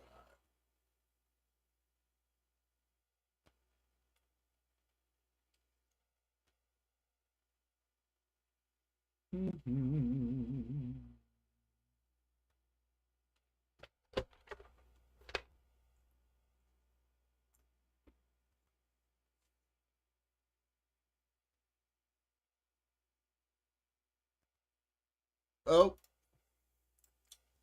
dark money story. On Tuesday, a bunch of races will be on the primary ballot in Illinois.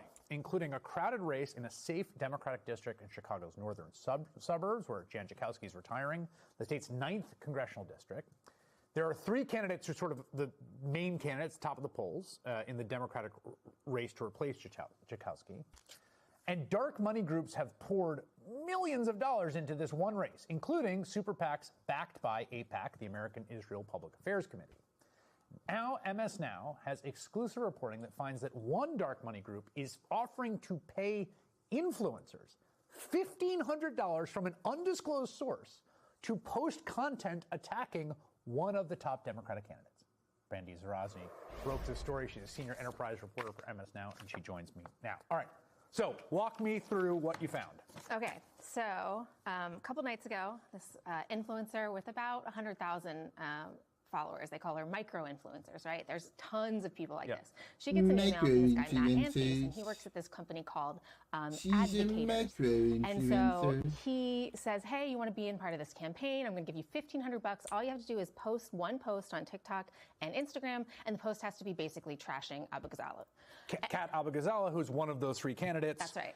And is, I think, you know, a progressive. She has sort of like carved out a lane that would be in the sort of left lane of this primary, I think it's fair to say. She's very online. Yes. She is an activist. She's at Broadview all the time. She's being indicted right now, which I know you covered on your show. She worked at Media Matters. She covered online influencers. Yeah, she is very much of the internet. And so this brief, he's like, here's the brief, because she's great. Amanda was great. She's like, well, show me the brief. Got the brief, and the brief said, you know, we're not asking you to endorse any candidate, which now makes them be able to flout FEC rules, right? So we're not asking you to do any candidate. We just want you to tell people to explore their options and not be swayed by any influencers like Abu Ghazala. Here are 6 things that you can say. Please highlight more than one.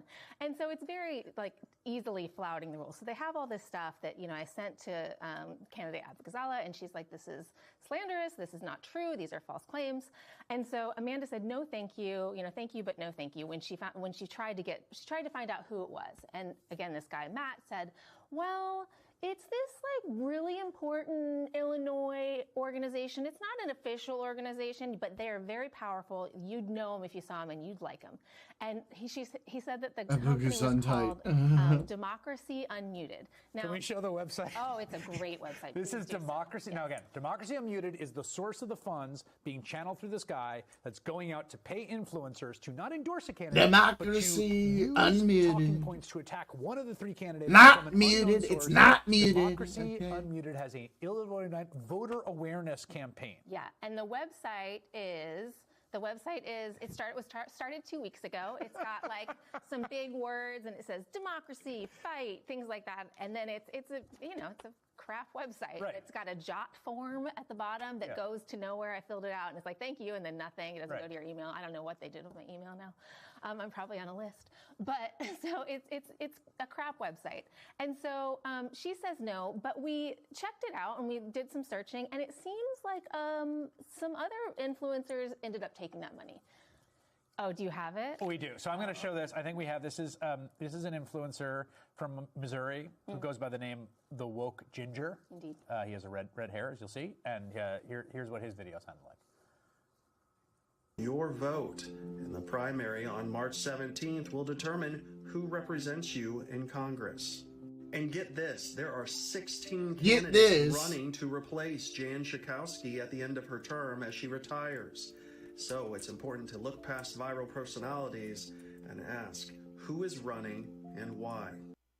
So look past viral personalities, ask who running and why is from the memo, Yes. right? That like I think word for word. That's word for word. Yeah. Okay. We should note the Woke Ginger just posted something saying that we have a message from the Woke Ginger saying that he's taking it down. It didn't meet his standards. He does not say that he was paid for this, but you can draw your own conclusion. Yeah, I mean, I reached out to him yesterday after I saw it. I grabbed the video first from his page and then reached out to him and said, is this a video where you paid for it? And then he took it down immediately and said, has a sorry message. He apologized to candidate Abu Ghazala. I'm sorry. He said, it did not meet my standards. When I asked if he was paid, he said, I was not paid. And I said, wait, were you not offered money or were you not paid? And then he just didn't want to talk to me anymore. But he seems like a nice fella with 1 million followers doing his thing. Now, A nice I just want to be clear here. fella. We don't know who this came from. We still don't know. Like the way that dark money works is so insane and insidious. It's so I want to show what the super PAC spending has been like for Illinois 9, which has been enormous. And there's been a ton of it. As you can see, I think it's like, is it like, what is it, $5 million total? No, almost 6. Laura Fine has been the beneficiary of like the most of that with Elect Chicago Women, which is super PAC aligned with AIPAC. They've put a lot of money into the race on her behalf. Daniel Biss, you can see, has some money, but he's also been attacked by some of that super PAC, as has Kat Abou-Ghazala. But the point is He's that been attacked. we like, don't know unlike anything. anything Like, I've this is ever seen. not under FEC regulations, and we're just at the beginning of this kind of thing. Yeah, I mean, dark money has been around for a while, right? But like the amount of dark money that's happening right now is massive. And I think it's really important to pay attention to the online creator space because it's the place we're going to see this dark money go. The guy that runs this marketing firm, his big thing that he keeps touting on his websites is leveraging the power of AI. What does that mean? Okay, you're going to leverage micro influencers, and now you're leveraging the power of AI to do what? Can I just say, I mean, 2 places that people get information right now, particularly between the ages of 18 and 35, is social media and ChatGPT. And ChatGPT announced they're taking ads. So it's like, ChatGPT. buddy, I don't know, like there's going to be there's billions of dollars of dark money pouring into these races right now in the primaries and in the general election. It's going to, like, who knows where it's going to go and why, and we can't track it. We don't know. No, we don't know. And unless there's like campaign finance reform out the wazoo, which it doesn't seem like it's coming anytime soon. Or you ferret it out and call it out at least. 100%. And that is the thing that I'm always hopeful for real people, but people like Amanda informed that's going to come forward and say this isn't right and sort of peel back and show us how it's done. I think that's what we're going to have to rest on. Yeah, nice work, Amanda, and nice work, Brandy. Great work, as good a Amanda. reporter as you will find. This will not be the last one of these stories. You're this one doing really, so this is not the good. last. This is the What you got, David? Donald Trump delivered a borderline mentally ill speech to congressional always Republicans, and they clapped like trained seals for him. You really have to see this, and it is a stunning and depressing example of the blind leading the blind, of the clueless allowing themselves to be further bamboozled by the clueless. Look at this moment where you see MAGA Mike Johnson, Steve Scalise, Tom Emmer, a whole bunch of Republican congressional leadership clapping like trained seals for Trump, and none of them wanted to be the first to stop. Like in North Korea, you had better not be the first person who stops clapping for the dear leader, because that will reflect in your review. Take a look at this. Oh my god. Oh my god. So Trump is standing there looking around waving, and they're just clapping and clapping and clapping and clapping. They can't stop. They don't want to be the first to stop. And you saw Scalise stopped for a moment and goes, "Oh damn, they're all still clapping. I got to start clapping again." All right. So that went on for several minutes until they were allowed to stop without punishment. I think what actually happened is the music ended, and then it sort of was like a natural moment for them to stop clapping like trained seals. Trump then said maybe the truest thing that he has said in a really long time. Take a listen. But, you know, they've said this about a lot of things. No other president could do some of this shit I'm doing. That is probably true. More specifically, no other president would think of doing some of the shit that Trump is doing. Or would get Now, away with it. wildly, as gas prices are surging, as oil prices saw their fastest spike in over 40 years, Trump goes, no one talks about affordability anymore because prices have come down. Any more money? They don't say it anymore because we brought down prices so much. Right. So our message, any more money? The truth, of course, is prices are up, not down, and everybody's talking about it. The entire country is plagued with what is going on with affordability. A really weird moment. Now, I'm going to play two things for you. Trump said that a girl has to be of age, like above 6 years old. Okay. I'm going to play for you the short clip first, and then people said, oh, it's missing context. Well, then I will give you the context and we'll see if it's less weird. So here's the original clip. Like voter ID, but, it can be given to you by your daughter. Your daughter, she has to be of age, like above 6 years old, she's allowed to say. You had to see some of this stuff is. Okay. So people said, oh, that's so unfair. If you look at the full context, it was not weird at all. All right, well, let's check out the full context. Again, and we just keep going with it. And I put that down as a top 3. Look, no mail-in. Now, you have the exceptions for the military, and I would even say foreign-based military. But for the military, for disability, for illness, and if you're traveling, you have an excuse. And I was lenient on that. But those 3 things. Then I added 2 more. These are best of, best of. These are called best of Trump.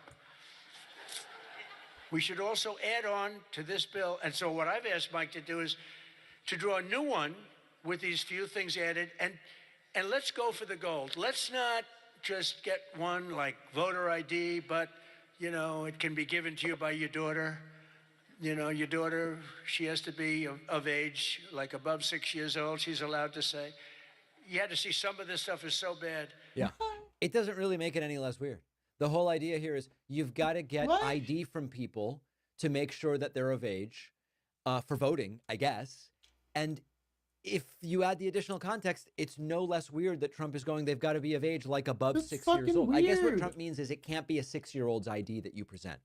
But why is he saying of age and 6 years old? This is the last thing that Donald Trump should be talking about. Then Trump goes full 1984. War is peace. The Ministry of Peace, which wages war. And he says, oh, inflation is plummeting. And listen, try to find anything true in this clip.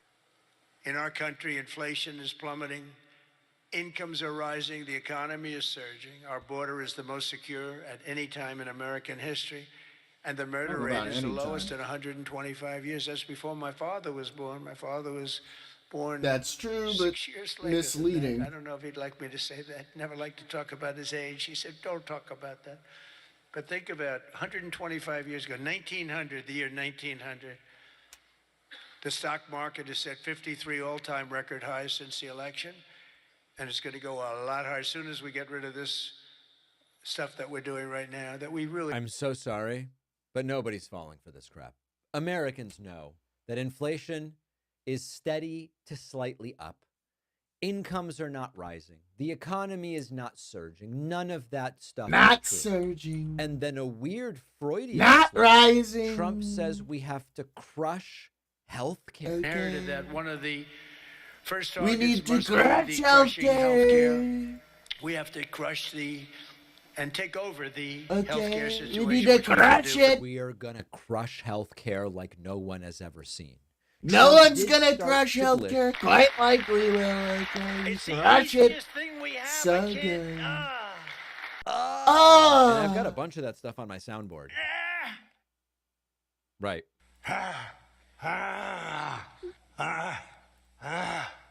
Exactly. Yeah. So weird moment, and then a very strange glitch when talking about one of his favorite topics, gender affirming care. I want 5 things that are like close to 100%. No transgender mutilation surgery for our children. Well, you know what? I have to admit it. Trump has really done something.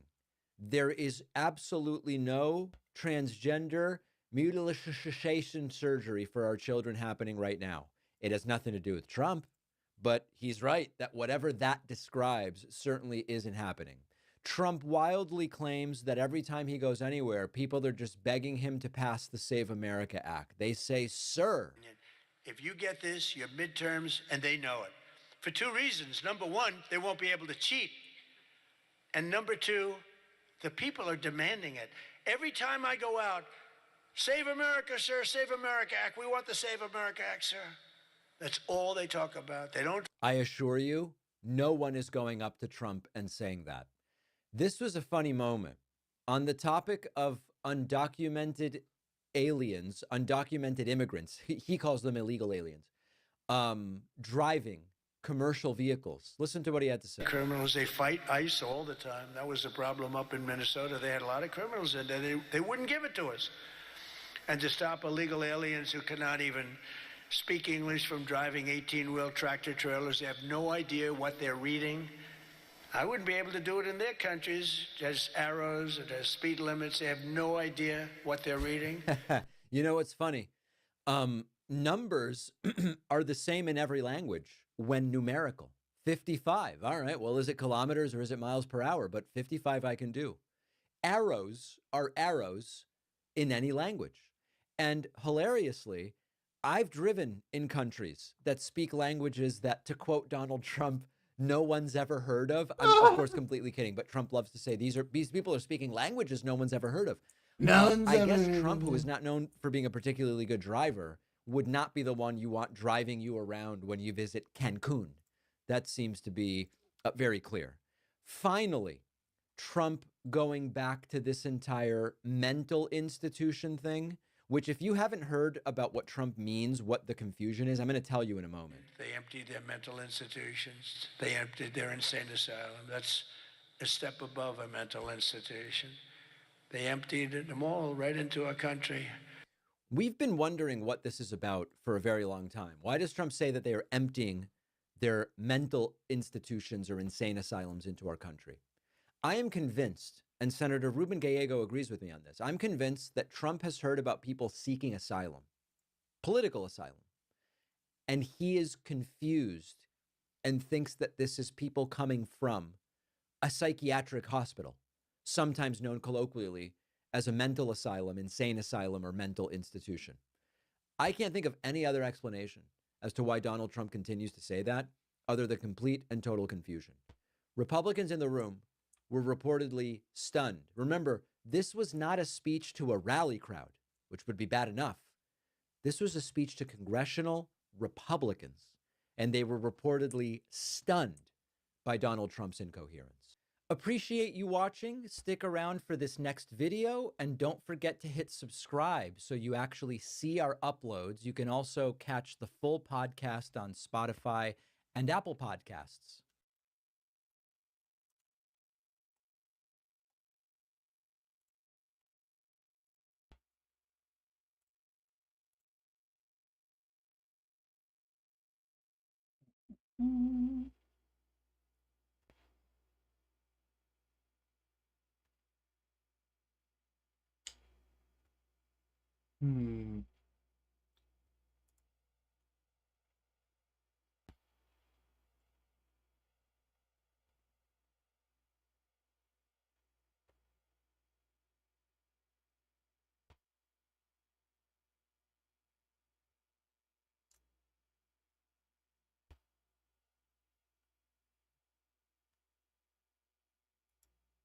Okay. I'd like you, sir, at the table here, to listen to more stupid from Stephen Miller about selling this war in Iran.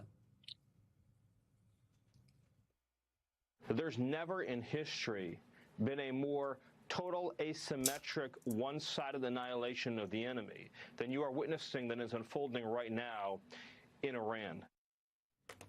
So, sir, I don't understand. With all of this devastation, all of this annihilation, what are we still doing in Iran? We should be packing up the ships and the troops and bringing them home. They should be getting ready to have it like a little, bonfire, little party, a little zhuzh, a little something going on the ground. If we're doing all this annihilating and all this killing and all this destruction, unlike anything that's ever happened before. Am I missing something, or who's lying here? My eyes? Michael, or this administration? Secretary Kendall's like, look. He's like, okay, look. Let me see what I can do. Let me start with this. What we're watching unfold in front of us in real time is a strategic blunder of a scope that I have never seen before. I've done a lot of scenarios involving Iran. Yes, you always assume they will try to close the straits. And that is why we have not done something like this before. There was some expectation, for reasons that I cannot understand, that the decapitation attack that launched this thing was going to be sufficient to get either a public uprising, a popular uprising, or somebody in the regime to sue for peace, essentially. That is not happening, and there's no reason why one would have expected that. This is a very fanatic regime. It's very dedicated to its religious zealotry, and it has staying power. We have gone in and hit a lot of the targets that were fixed targets that we know where they are before the war started. Now they're hiding, they're concealing things, they're moving things around, they're presenting us with a much difficult problem, and they can keep this up for a long time. And they can keep enough of a threat against the Straits that nobody's going to want to take a ship through there for a long time. Donald Trump has lost control of this conflict at this point. The Iranians and their willingness to resist, what they will accept for a deal, is going to have a lot to do with how this ends up, not what Donald Trump wishes or pretends. I want to follow up, Secretary. You left your post January of last year, and you just said that you worked through a series of scenarios of how a war with Iran could play out. One soundbite from the president today, answering a question about the uranium stockpiles that exist and were a justification for the war. And I have a specific question for you on the other side. Sure. Would you also say it's important to get the uranium that Steve Witkoff talked about, that they said they have over 400 kilograms of it? Is there some type of operation in place to grab it? No, not at all, and we're not focused on that, but at some point we might be. Right now we're focused on knocking the hell out of their missiles and their drones. At some point we might be. When you hear that, how long should Americans expect this war to go on at a minimum based off of that? Well, I don't know that we have intelligence that tells us where it is. Even if we knew where it was, it would be well defended.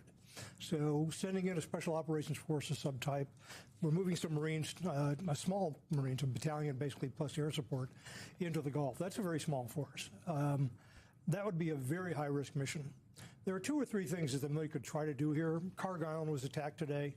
We could try to seize that potentially.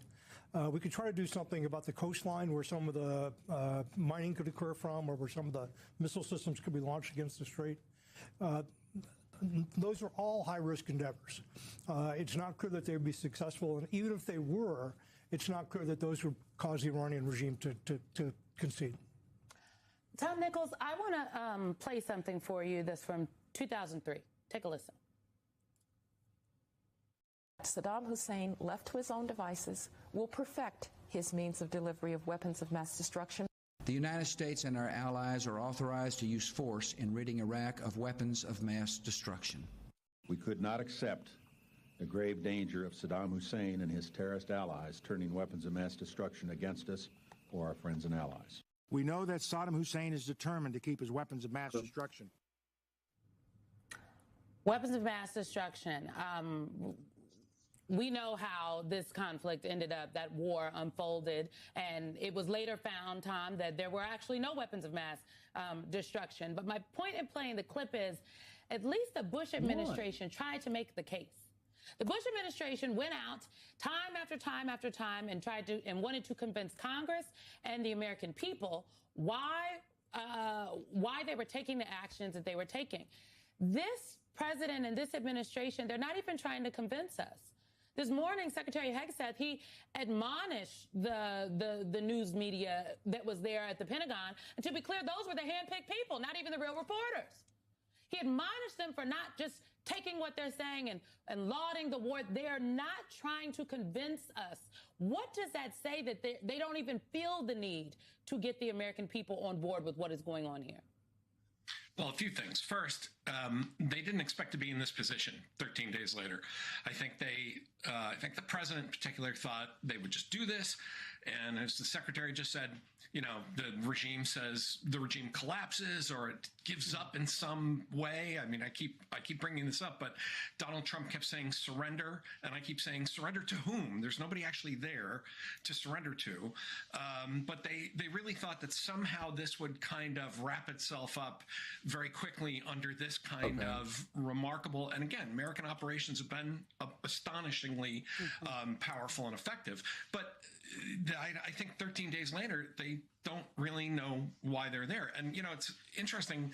The stuff you're showing from 2003 reminds us that for all the criticism leveled at the Bush administration at the time, compared to this, that action was practically lawyered up like a Hollywood merger. I mean, you know, 2 trips to the UN, going before Congress, a big run-up with explanations to the American people, to the international community, to American allies.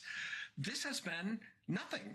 And so when we talk about things like Are we going to seize Karg Island? Are we going to bomb or try to seize the uranium pits? What I keep asking, to what end? What are we trying to do here? The administration seems to be saying, look, if we just kind of knock. See about this. It's terrifying, and it's exactly the opposite of what we were told leading into this administration, that it's going to be America first. Right. And no more unnecessary foreign wars. Hi again, everyone. It's now 5 o'clock in New York. For the better part of the last 10 years, we've asked again and again and again and again, where is the line for anyone who's backed Donald Trump in the past, especially someone like Joe Rogan, whose support may have won him the presidency? For that matter, where's the line for Republicans? Is there any point where they'll throw up their hands and say, lie to me once, shame on you, lie to me 700 times and I'm out? Donald Trump went too far this time. We haven't seen it.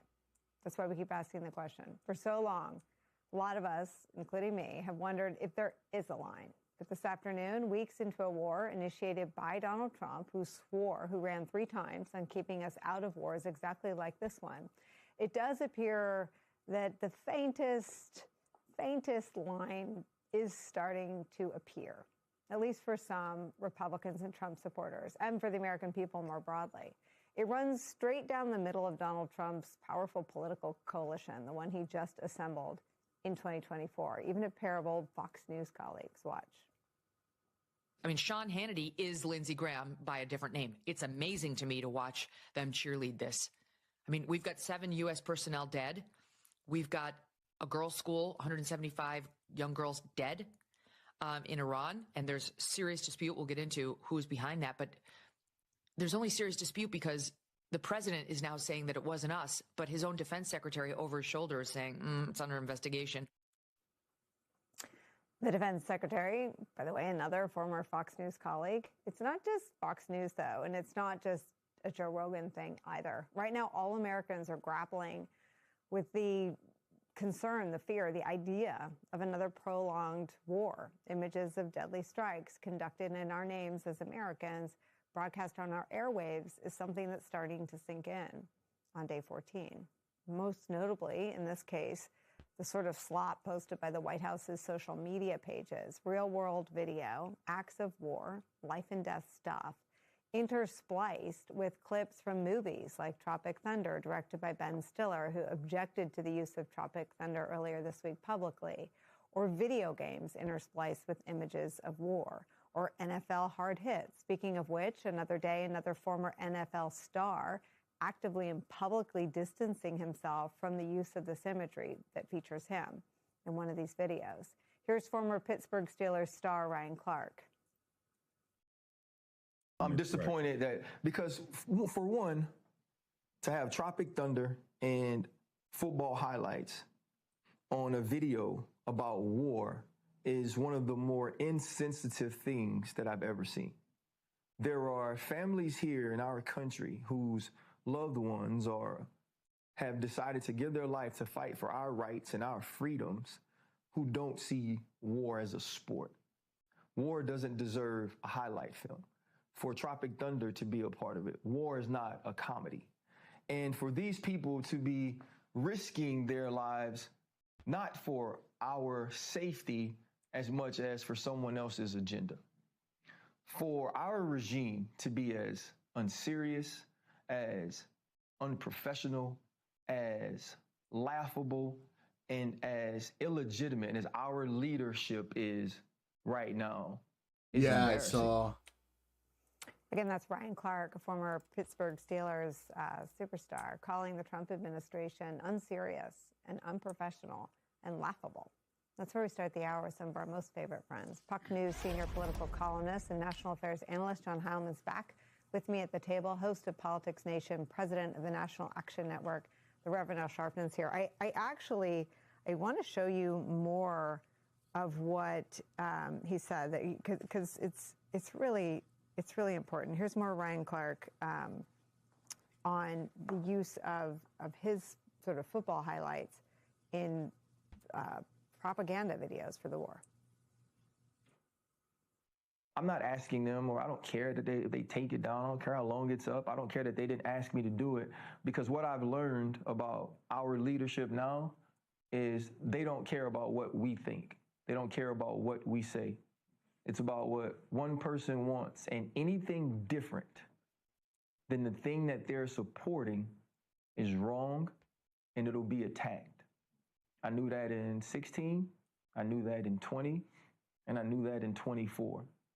And what's transpired in 25 and 26 has made me feel more correct than ever. So I would never have agreed to that. I don't back this. And many of us don't believe this is a war we should be a part of. I guess this is so important because it's clear from the outcome of the last election that voices in the political arena had only gone so far in warning about what Trump would do and what this would mean. And to now see such powerful and public dissent and pushback from some of the most respected and revered athletes feels like a new chapter. It does feel like a new chapter and a welcomed new chapter. And not only speaking out loudly and clearly, what they're raising it to is a whole nother issue to a moral level. They're not even arguing the politics of it. They're talking about the morality. People are being killed, children in schools killed. I don't want to be identified with that. And it's embarrassing to the country, but it's also, he used terms like laughable and to ridicule them, somebody like Ryan Clark, who's a former NFL star, and to take that and say, I don't care that they use, I'm not trying to even sue for money. I'm trying to raise the moral issue of what this country is supposed to stand for. And for him to articulate that I'm for those that went out and risked their lives for our freedoms and for us as a country. So I'm not even anti-military. I'm anti being used in this way. So you can't dismiss him as he's some anti-war nut or that he's some partisan person. Here's a star athlete saying, these people put their lives on the line. This is not a game. I played a game. This is not a game. We should not be portrayed like it is a game. A canal? There's a moral level to this country. I mean, I don't know how quickly you're going to be able to do that. Any lowering of that moral standard. Heilman, also to say, I'm not playing whack-a-mole with Donald Trump, who loves to get into little, sort of slapdowns. I'm not even calling them to take it down because he's able to make the bigger point there. He doesn't care what he says. He sort of understands Trump better than some of us who've been covering him, right? He won't take it down because I said so, but I'm still going to use my platform to articulate how immoral and wrong this is. These are images of war, of people's lives, and in some instances, the moment when their lives end.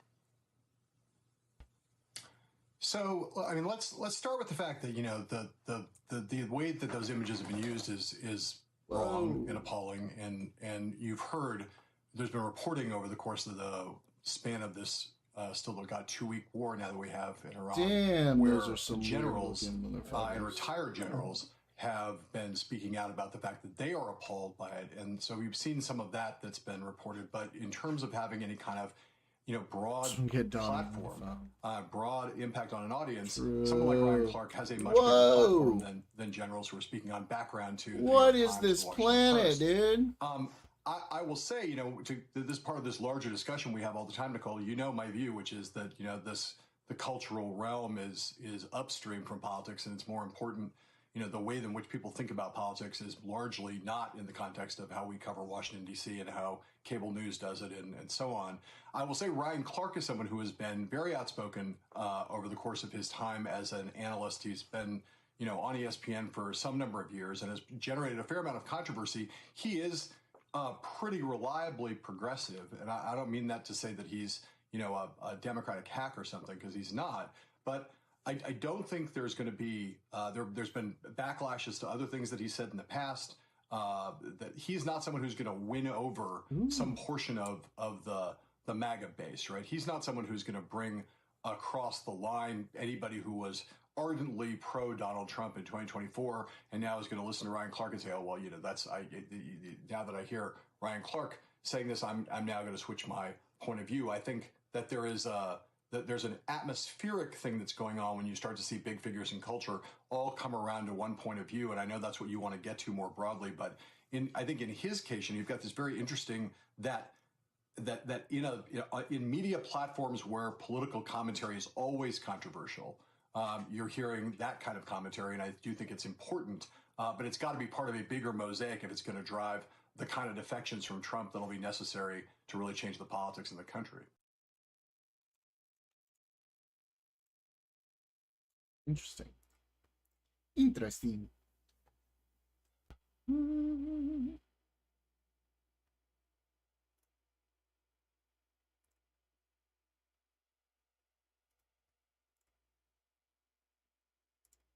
I want to talk about this interview that Trump did, calling it sort of an old man calls into a news station and rants about stuff, and we try to decipher meaning because in this case, that man is the president of the United States. Before we get to that, though, here is a French TV station's broadcast, and I think this tells you a more powerful story than a lot of the coverage that we've seen in American news. De Donald Trump qui est en train de danser sur YMCA pendant que le golfe Persique flambe avec le cours du pétrole d'ailleurs pour filer la métaphore et les gens qui sont là juste. So what they did, podcast listeners, is they put up a split screen of the chaos because of the war and then Trump dancing. And there's something powerful about that imagery, no? The president dancing to YMCA and being like, this is literally his explanation. We won the war already, but that is so we are continuing so that we can win. But we won already, and it's a little excursion, but it's also a war that we could do forever if we needed to. But also, oil prices going up is good. He did say that. It's actually good because people can make a lot of money. Not you, but the companies can. But it's also going to go down very shortly. But it's also going down already. But it's going up because of Iran. But it's going down because of him. And it's complete and just the beginning. All those different things we've heard out of the Trump administration. And so then you get him to call in and rant on a news show with Brian Kilmeade or something. What, right? Brian Kilmeade? I blanked for a second. I remembered Kilmeade. And he doesn't make it any more clear. Let's see. I'm doing something about it, and I had to take an excursion. We had the greatest economy in history. We still do. Oh, this will bounce right back. When it's over, and I don't think it's going to be long, when it's over, this is going to bounce right back so fast. When are you going to know when it's over? When I feel it. Okay. I feel it in my bones. Will you ask anybody in particular? Would that be some of these a joint decision? Well, I deal with people. I have great people. No, Brian, he's going to feel it in his bones. Oh so if you're worried about this dragging on, more death, more destruction, less answers, don't worry, because once he feels it in his bones, then we will stop. But we also already won. And the economy is the greatest it's ever been, but it'll also bounce back soon. Wait. Something sounds off there. It's bouncing back from the greatest point. I'm going to check in on the economic numbers here in a second with you, but a little bit more from this call-in interview. I also asked the president last night. Just the quickest pause for the video amid all of this chaos. If you do appreciate these updates, please click the subscribe button, click the like button. Both of those are completely free, but subscribe is the most important to support what we do. Back to the video. In an interview that's going to air later today about what Russia's doing to help. And here's what he said. You think Putin is helping them? I think he might be helping them a little bit, yeah, I guess. And he probably thinks we're helping Ukraine, right? And you are, right? Yeah, we're helping them also. And so he says that. Oh, my God. China would say the same thing, you know. It's like, hey, they do it and we do it, in all fairness. They do it and we do it. He says it doesn't seem to bother him. It doesn't seem to bother him. And Brian doesn't seem outraged about that. Do you know what we're talking about? Russia assisting in getting American troops killed, helping Iran target Americans. That's what we're talking about. And the president doesn't seem bothered because he says we do it, they do it, everyone does it. But then think about that. Trump's response, why our president constantly feels the need to do PR for the Russian president, I have no idea. Even as literally the Russian president is greenlighting intelligence assistance to kill our troops? I have no idea. Why he can't go. Of course, that's horrendous and disgusting. I don't know why he can't do that. But then think about the logic, because he says, well, they would say we do that to Ukraine. We do that in relation to Ukraine. So are you saying that you perceive your decision with Iran to be the same thing as Putin's decision with Ukraine? Because, of course, Russia is doing an offensive, illegal, murderous invasion of Ukraine in a war of conquest. Is that how you see your position with Iran? Because that's the analogy you're making. Very strange, huh? Very, very strange. Because, of course, your support of Ukraine would be wholly justified given the context. Are you saying Russia's support of Iran would be wholly justified given the context? That's also a disturbing thing for him to accidentally reference. Here's Democratic Senator Alyssa Slotkin on this. I know we can't talk about it in an open setting, but there's press reports that the Russians are helping target U.S. ships and aircraft.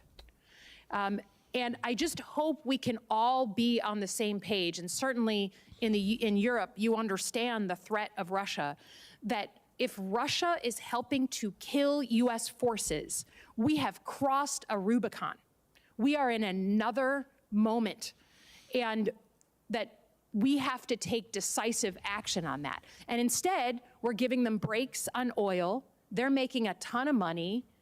And all the weapons and all the systems that we need for this war are what we would have otherwise given Ukraine to defend themselves. So I just hope we're all on the same page on this committee on a bipartisan basis, that the situation with drones in this war and the situation with Russia in helping to potentially kill American forces and target our weapons and our systems, our ships, they are new.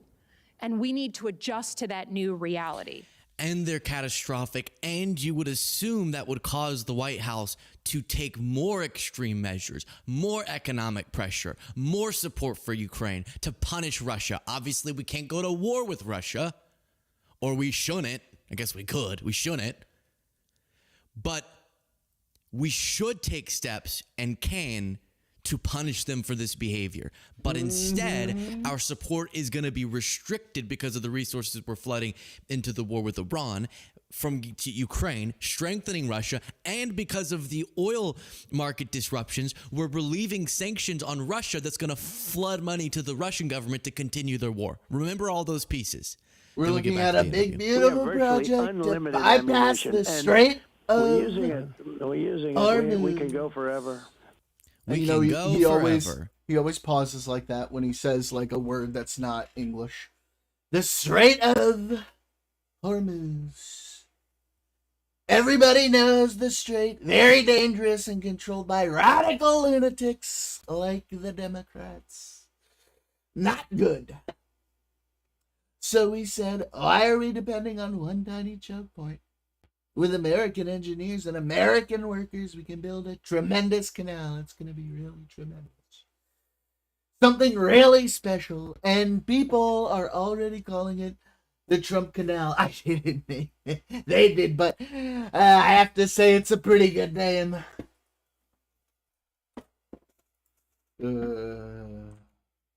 Jeez. Thank you. Thank you. Now, of course, the good faith interpretation is we could, but we won't.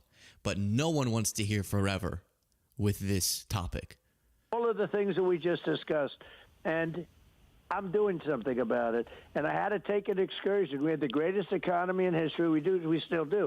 Oh, this will bounce right back.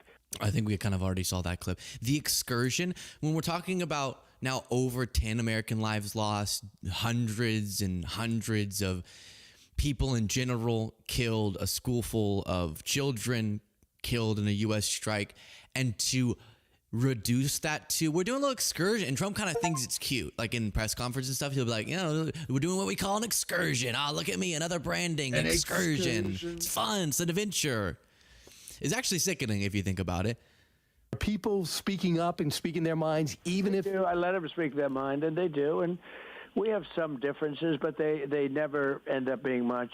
I convince them all to let's do it my way. So let's talk about immigration. Why? So however this goes, I am preemptively saying this to the Trump is being manipulated into doing something he doesn't actually want to do camp of MAGA that is against the Iran war, but does not want to put the full responsibility on Trump's shoulders in terms of his decision. They want to say it was forced onto him or he was manipulated. And Lindsey Graham, to use Alex Jones's recent analogy, A was taco like having sex with Trump metaphorically into going to war. Oh, you don't know what I'm talking about? Oh, you don't know what I'm referencing with that? I'm likening it to Trump's our wife, the American people's wife. We're married to him politically. And then we catch somebody taking him away and taking him off to their house. And Trump's got his legs up behind his ears, and Lindsey Graham's in there with Netanyahu double teaming him. And we're coming over to the house saying, hey, honey, you need to come out here with us. I'll let it pass on this. We'll go to counseling or we're getting a divorce. You got Cat Turd pulling on my shoulder going, hey, let them gangbang Trump and us at the same time. Don't, you know. And I'm watching Lindsey Graham and Netanyahu, you know, double team. Okay, I'm going to play more of this. I'm going to play more of this in just a second. But, Oh my God. Hey, you thought of this too long. Hey, we got the metaphor. You thought of it too long. You were sitting last night, standing in the shower, thinking about this. And then Lindsey Graham spreads apart his legs and he says, incoming, yeehaw. This is how my grandpa taught me to do it. And then you got Netanyahu who comes around the front, and then they're Eiffel Tower. Why have you thought of this so specifically? Once you start describing how Trump's legs are bent by, and he's actually more flexible than you would expect, you're off target. And I'm like, no, that's ours, not. I'm sorry for the Alex What, is saying he's Cricket? against the Iran war. Alex the Iran I'm war. blanking on it. That's ours. Only I get to bang Trump. He's my wife. I'm sorry for the analogy, but that's it. I mean, you got Pound Town going on right now, okay? And you know, the triple team, Huckabee's in there. Show too. me. So they got, you know, Trump stuff like a Link Christmas me. turkey here. Link What's me. wrong with it? And I'm just sitting there saying, I'm sorry for the analogy, folks. Send me a delicious I'm the only one who tasty still like a link. Thanksgiving turkey with a broccoli casserole on the side, a little bit of anchovies.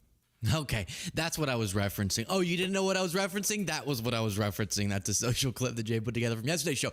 And so I'm putting out the warning or the request now, which is Trump, you heard in that interview clip, says, I convince everyone of what I want to do. Still They're not convincing me. He is responsible for his actions. He's I'm not in charge. a baby or being Trump goes, I'm in charge. Bane goes, do you feel in charge?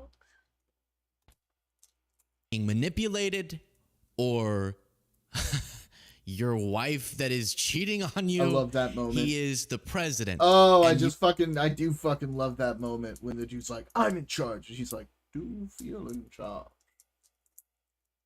He's like, I've paid you a small fortune, and this gives you power over me? Oof. And he fucking kills him right there. Oh, so badass. I feel like The Dark Knight Rises is severely underrated just because of how crazy everybody went over The Dark Knight. Tom Hardy as Bane was fucking legendary too, and he doesn't get the respect he deserves for that one. That shit was crazy in my opinion. All right.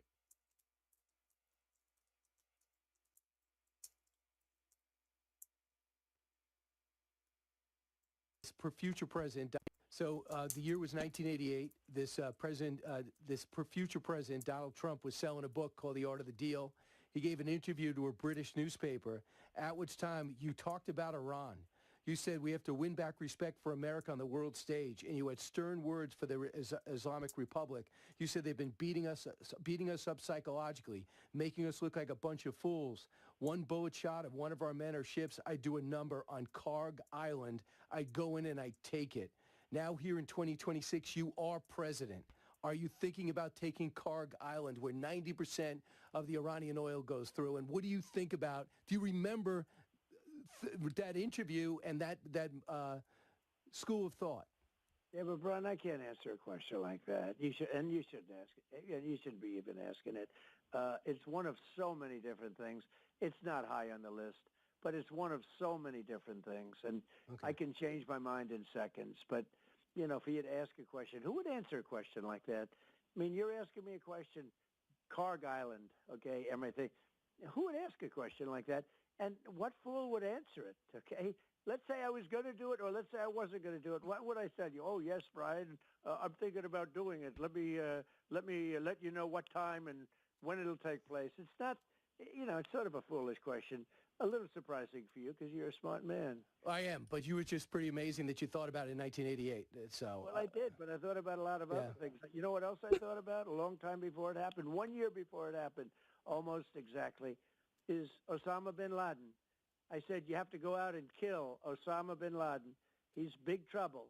Kill him. Right. Nobody did anything.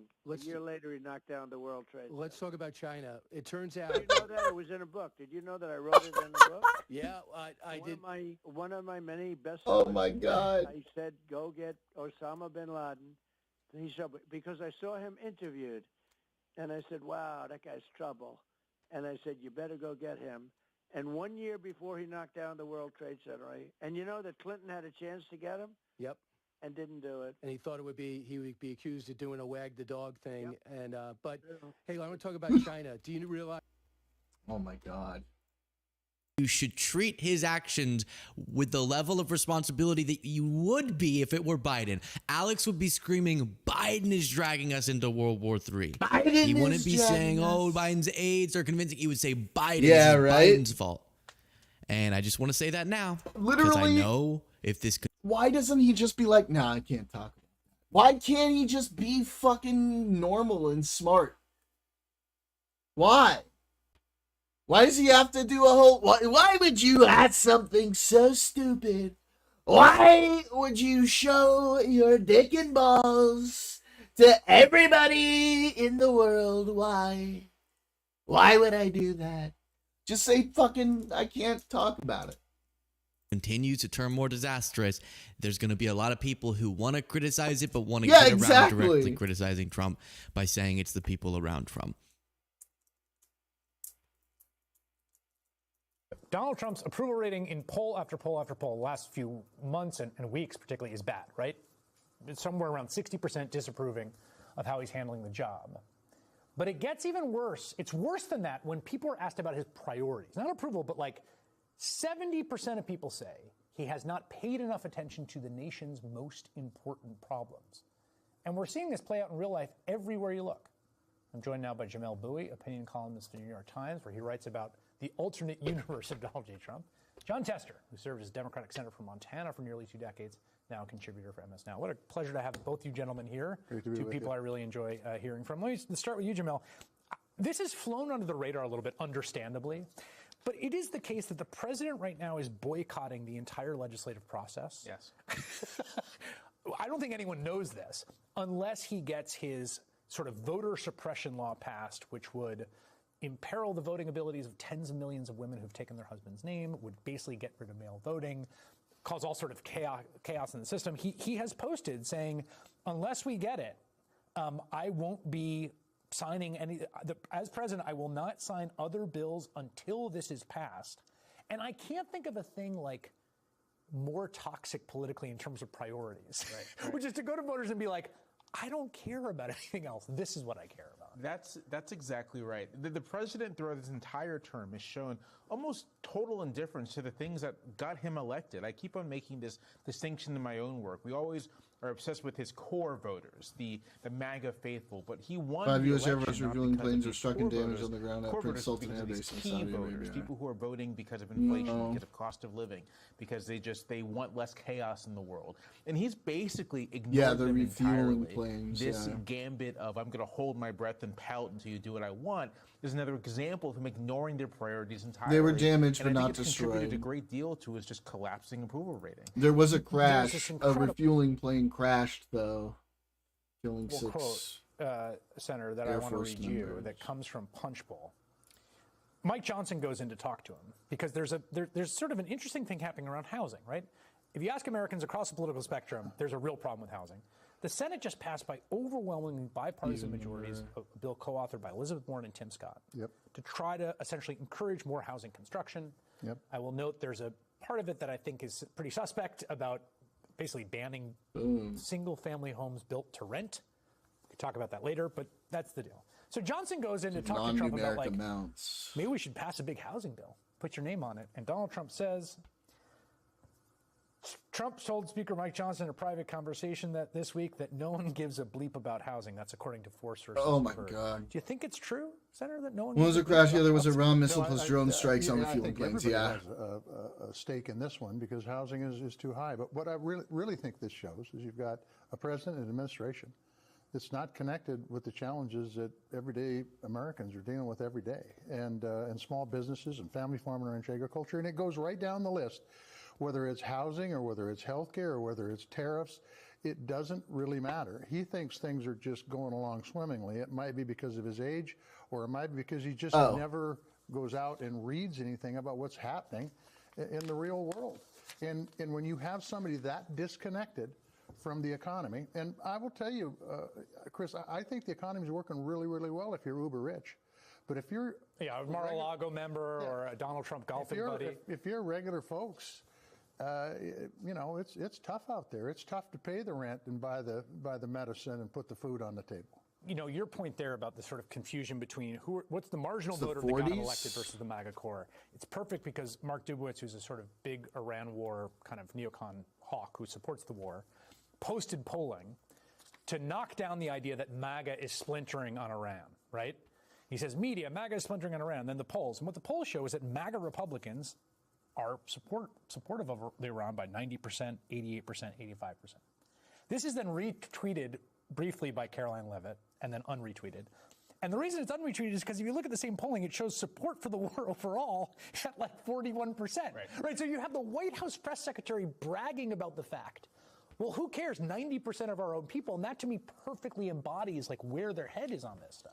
They don't seem to understand, I think on a very fundamental level, that they are not president of MAGA America. They are not president of they think they are. I mean, they think they are, but the Iwo? notion that they are president of the entire United States, that they have Could this be obligations Iwo to people who Jima? didn't necessarily vote for Fuck. them, and that they have to be responsive to the broad public in a real way seems to escape them entirely. And I think the senator's point that the president seems disconnected from actual people. You don't see him.